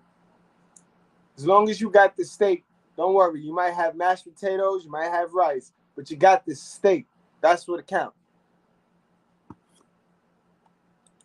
Even from a Christian perspective, however, there exist many different ideas as to what the fall of man represents, who Adam and Eve were, what they themselves represented, and also who was to blame for their original sin. A very early Christian interpretation held Eve as the sole perpetrator for the original sin, and would proceed to hold all women to be sinners, given that it was Eve who tempted Adam into eating the fruit. As we've seen in the Bible, Eve doesn't actually appear to tempt Adam, but more so hands the fruit to him, and as I mentioned, Adam makes the decision for himself. A prolific Christian author from Carthage in the 1st century once said of women that they were the devil's gateway, and would condemn them for the sin that Eve had committed. The idea of women being inherently evil was echoed throughout history, and we see inklings of this permeate as late as the 15th and 16th century, where witchcraft trials were still being conducted, something that Heinrich Kramer, the author of the Malleus Maleficarum, a well-known treatise on witchcraft, implicates that Eve's sin justified the persecution of witches, most of which were of course women. Eve's sin had major repercussions in the real world for women, for not only were they to be the attachments to their husbands, as Eve becomes an attachment to Adam in that she is ruled by him, but they were often deemed as untrustworthy, or prone to seducing men to sin, as Eve supposedly did to Adam. Exactly. And this is why a lot of women shy away from the Bible. A lot of women run from the Bible because the Bible is cringy to them, because it's not filled with them dopamine hits of feel good. You know, they like stuff, they like fantasy.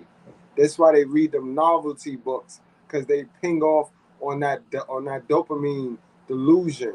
The Bible is very direct, bro, and it ain't got time to play with you, bro. And you see, when a lot of these women are reading this Bible and they have taken in, or they stayed around and became the stuff that they have become, they start to realize that, wait a minute, I go directly against what this Bible say I should be. You know what I mean? And there's no way to wiggle out. It's not like society where you just make it up as you go.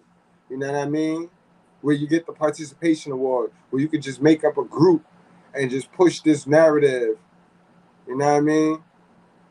And then you get a bunch of like-minded dummies, and y'all just go off and push this narrative and create your own community of like-minded dummies, and you just believe what you need to believe to get on by, to skate on by.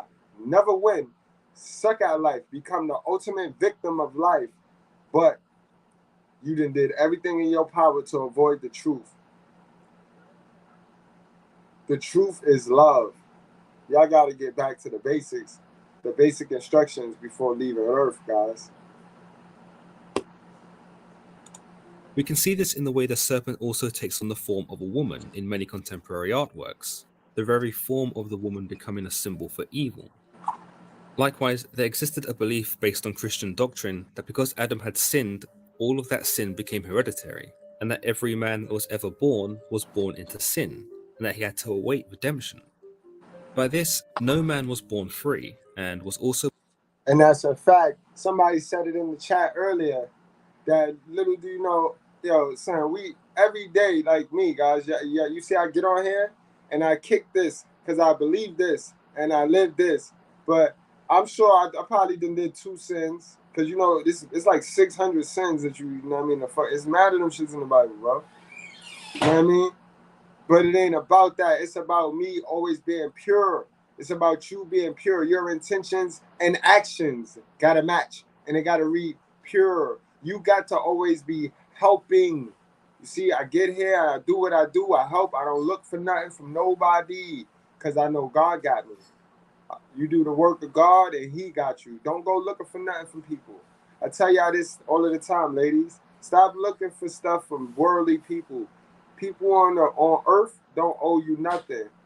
You help them people and get your blessings from God. That's what this is about. It's about giving. You know what I mean? It's about giving. You gonna commit a sin. You gonna sin.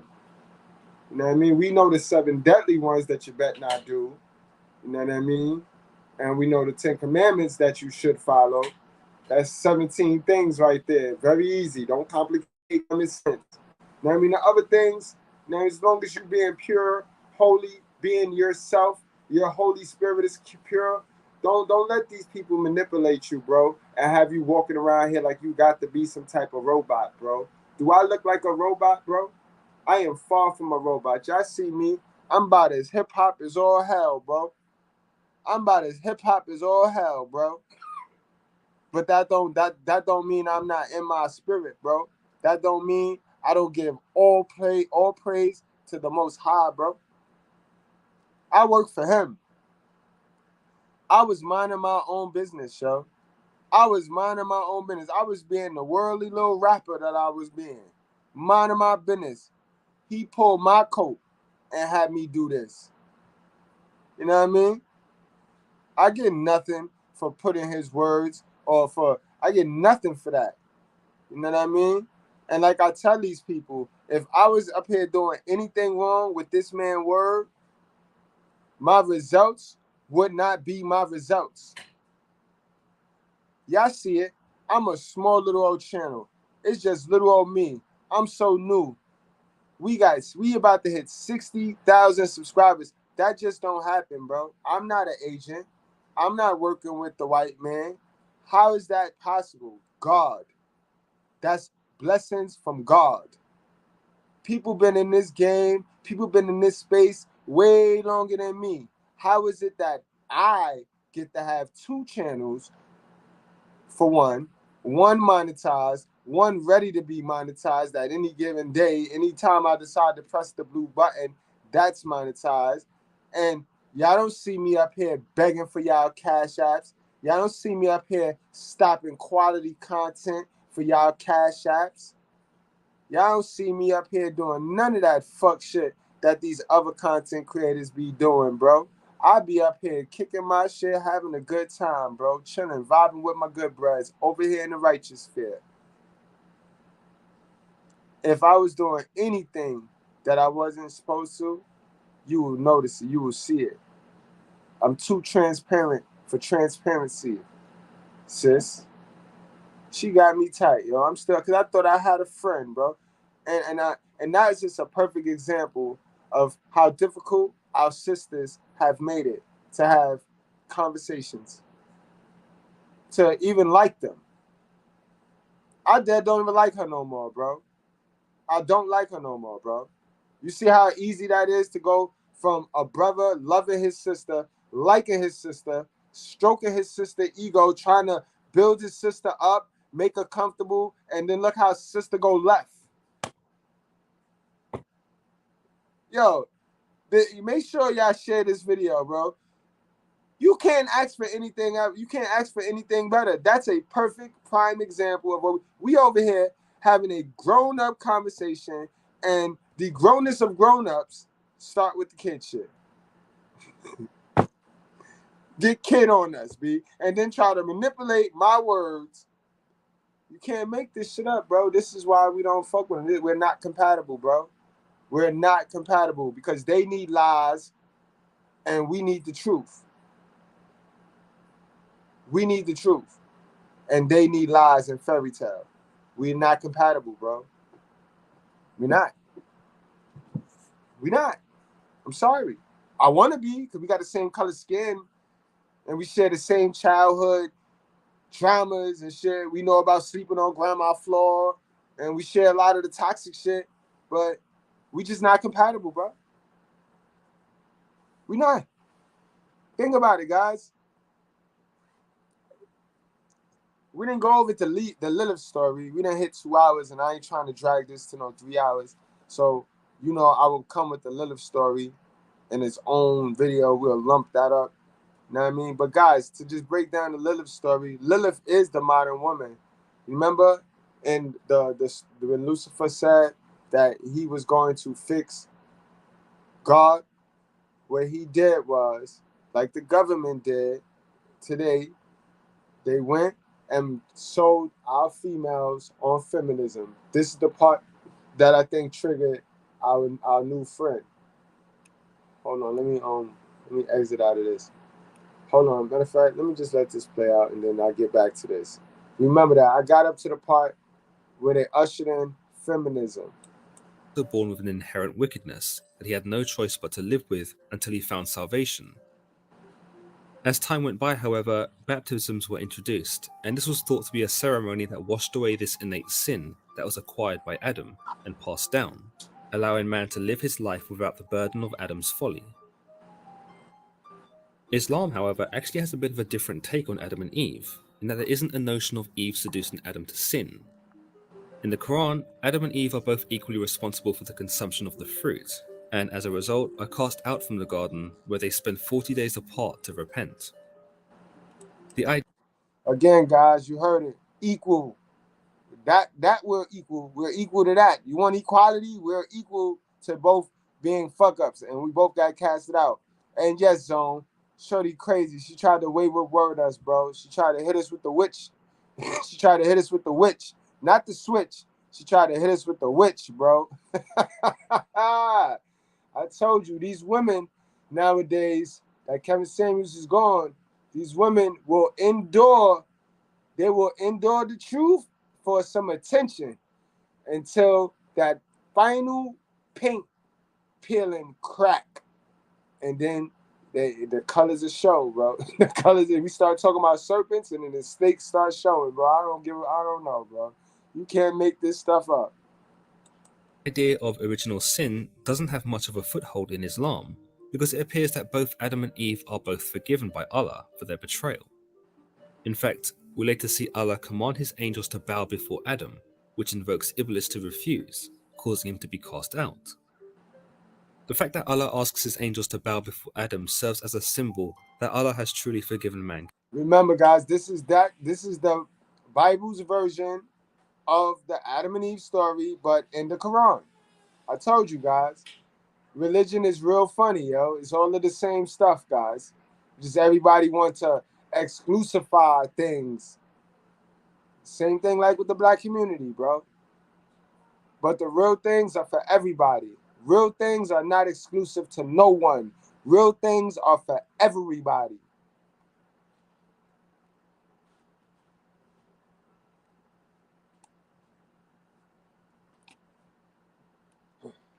Damn. Kind, that he supports the humans despite their defiance of him in the first place. Another compelling take on the Adam and Eve story is from Swahili culture, where Adam demonstrates heroics and selflessness. After Eve bites from the fruit, Adam chooses to take a bite as well, not because he is deceived, but because he wishes to follow Eve and protect her. I'm sure there are many more interpretations of the. So you see, man was always an asshole for the female. Don't let them fool you, bro. It's in our nature to be an asshole for the female, bro. This is why you got to do the work to go against your nature and get rid of that programming, bro. Because we have always been a tool for women when it's the other way around, bro. This nigga sat there like in Christianity's version of it, he sat there and let her eat and then ate with her, then threw her under the bus. in this one, he sat there and let her eat. Then he proudly ate it with her. Like, so because she, and knowing she was going to die, so he said, no, I'm going to eat with her so I can die and share her honor. Like, how stupid are you, bro, when the man said don't eat from there? The Adam and Eve story, and I'm sure many of you have more ideas as to what this story represents. So do let me know your ideas in the comments below, and as always, don't forget to give this video a thumbs up, and don't forget to subscribe. There, a whole video on Adam and Eve, and I didn't even mention Lilith. Bye! Oh, don't worry, bro, I got it. Don't worry, bro, I got it. We finna mention Lilith right now, because Lilith is how government, Satan, Zaddy ushered in feminism. All right?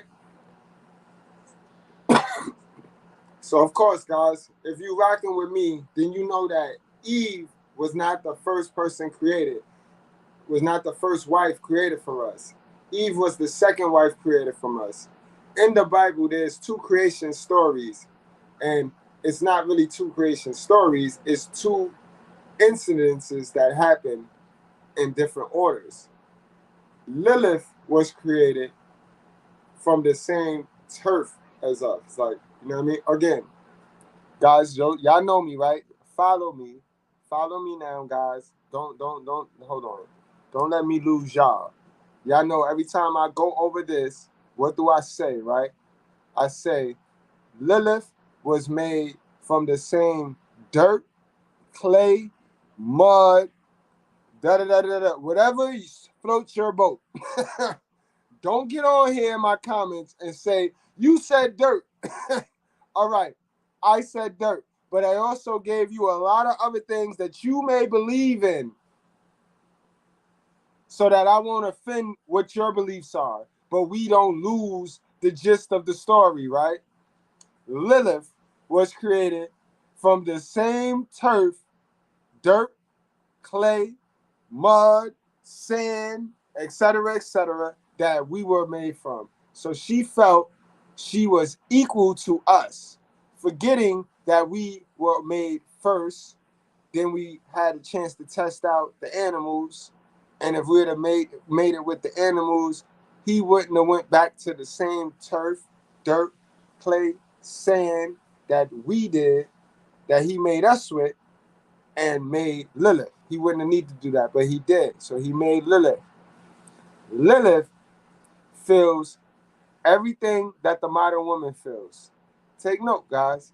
Everything, every belief, down to being independent and being dominant over a man, that's what Lilith, our first wife, believed in, guys. The one that was created from the same turf, dirt, soil, mud, clay, sand, rocks, whatever. You know what I mean? This lady was not compatible with us sexual at all, ever, to the point where she always wanted to get on top during sex, guys. Message, this is the Lilith position. If you hear me talk about how, like, for my guys that got the little shrimpy, for my little shrimpy guys, for my guys that's not packing, if you want to still get it to where your girl gets off, just fuck with the Lilith position. You got to let her get on top. You know what I mean? Preferably, you know, the car style, like the back seat of the car, she ride you. She's gonna get off like that, bro. Trust me, she know what to do. That's the Lilith position. You know what I mean? That's why it's the Lilith position, because she don't really need you. She know what to do. Sisters, you know what I'm talking about. You know what I mean? You know, gang, that message. All right? But anyway, guys, Lilith only wanted to dominate, only wanted to be on top during sex. So Adam didn't like that. That's not compatible. Remember, we Adam, guys. Our wife, first one, was not compatible sexually with us at all. So we hashtag snitch on a bitch. We told. And God created us another female. But before God created us another female, God sent for this woman. This woman ran off. Our first wife, she ran. She got out of there. She said, oh, he gonna snitch? I'm getting out of here. You know what I mean? She ran off. No conversation with God or nothing. This woman gonna lie and eat crab legs and say, oh, God wanted to make me a slave and have me barefoot and pregnant. She don't technically know that. She never had a conversation with her creator. And we know there's a lot of women that have not seen God since their grandmother took them to church when they were 7. And they ain't even see God then because that church they went to was bullshit. But anyway, I digress. You know what I mean? We know that this woman ran off. Where did she run, guys? Do you remember when the Lucifer story that we went over today, when they say Lucifer got cast out in a ring of fire, in a lake of fire? You know what I mean? That's where Lilith ran to, guys. That's where the 3 angels ran by where she was at, near the Red Sea. The 3 angels caught her, cornered her. But these simp angels, again, guys, this is the gender war. So in this gender war, right, you think these 3 angels was to return Lilith back? No. These 3 angels brokered the deal with Lilith. You know what I mean? They made a deal with Lilith and allowed her to still roam about. So to this day, guys, Lilith has never been captured. Lilith has never owned up to using God's name, screaming his name and blasphemy. She's never been accountable. That's the modern woman, not Eve, all right? We all seen today how Eve was accountable. So stop taxing the very few virtuous women, the real few, about 12 of them in America. Stop tasking our Eves for what Lilith, which is our modern woman, is doing. Our modern woman, we know, they in accountability is their kryptonite, just like Lilith. Remember, she ran off. She didn't want to be accountable for her actions. Her actions were wanting to dominate man. We know, she know why she ran off. She ran off because, like we read, God favored the man. God favored the man. So Lilith knew what was going to happen. And modern women know. This is why I tell you, sisters, get to God, ladies. This is not to scare y'all. This is not to beat y'all into oppression. I'm not telling y'all got to submit to a man that's not submitting to God. Y'all know better than that. I ain't never tell y'all to go submitting to a dude that did not submit to God. What I am telling y'all is stay out the relationships with Pookie. Stop picking dudes that you think and deem is weak enough that you can control. Stop doing that because you're going to reap what you sow, sis. That's what I'm telling you to do. I'm telling you to learn how to gain control of your emotions, sis, so that you can stop jumping in comment sections looking stupid. That's what I'm asking you to do, sis. I'm asking you to work with your brother because you got it. You got the skills to pay the bills. Your brother may be lacking because masculinity is under attack right now. But stop linking up with white supremacy and then talking about white supremacy, then calling people racist when you are the right hand to white supremacy. That's what I'm asking you. I'm asking you to be careful and monitor the shit you intake from other women, ladies. That's what I'm asking you to do. When I get on here and I react to the stupidity in the sisterhood, it's not to embarrass y'all. It's to inform my younger woman, don't let this be your story. The story that you think we don't know. You don't know my story. That's what I do it for, guys. All right? And with that said, guys, we're going to go on and wrap this one hell of a show up. Know what I mean? Love y'all like cook food. Matter of fact, I think I need to drop the link on this. If anybody got something to add to this, man, I would love to hear from you, man. Word. You know what I mean? Just make it brief. Love to hear from you. Let me drop the link, man.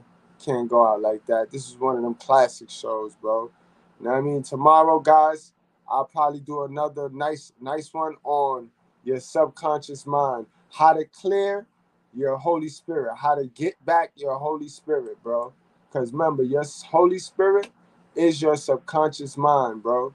Your subconscious, the shit you take in your subconscious mind and you pull it in as a belief, as a core, and you pull that shit into your core belief system, you're going to become that. And then you're going to make decisions and choices in life based off that information.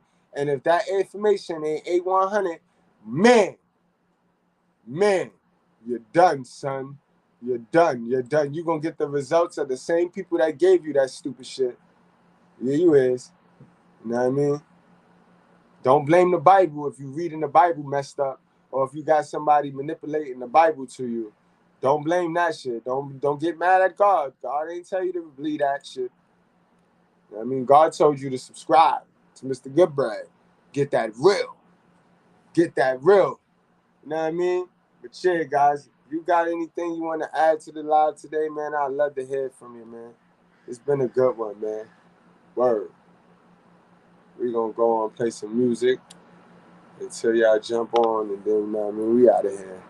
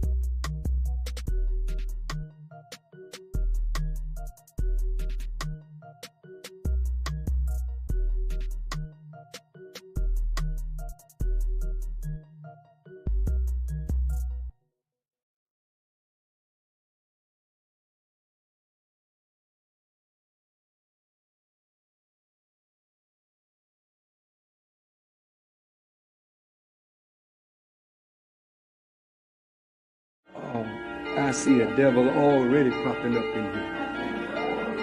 Ooh. Brother, if you knew what Allah showed me of you, you would go right away and change.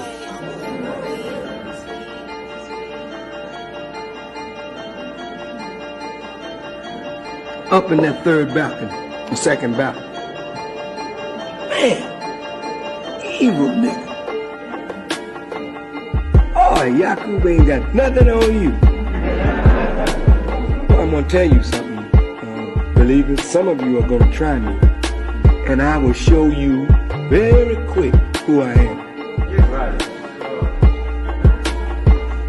And you're gonna be surprised. Some of you little crazy Nick bros, your heart so filled with darkness and hate. But if you make the little move that you got in your crazy brain, you won't last. You won't last.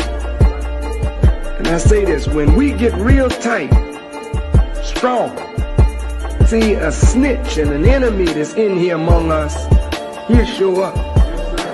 I'm going to say this public, because I really don't give a damn about the consequences.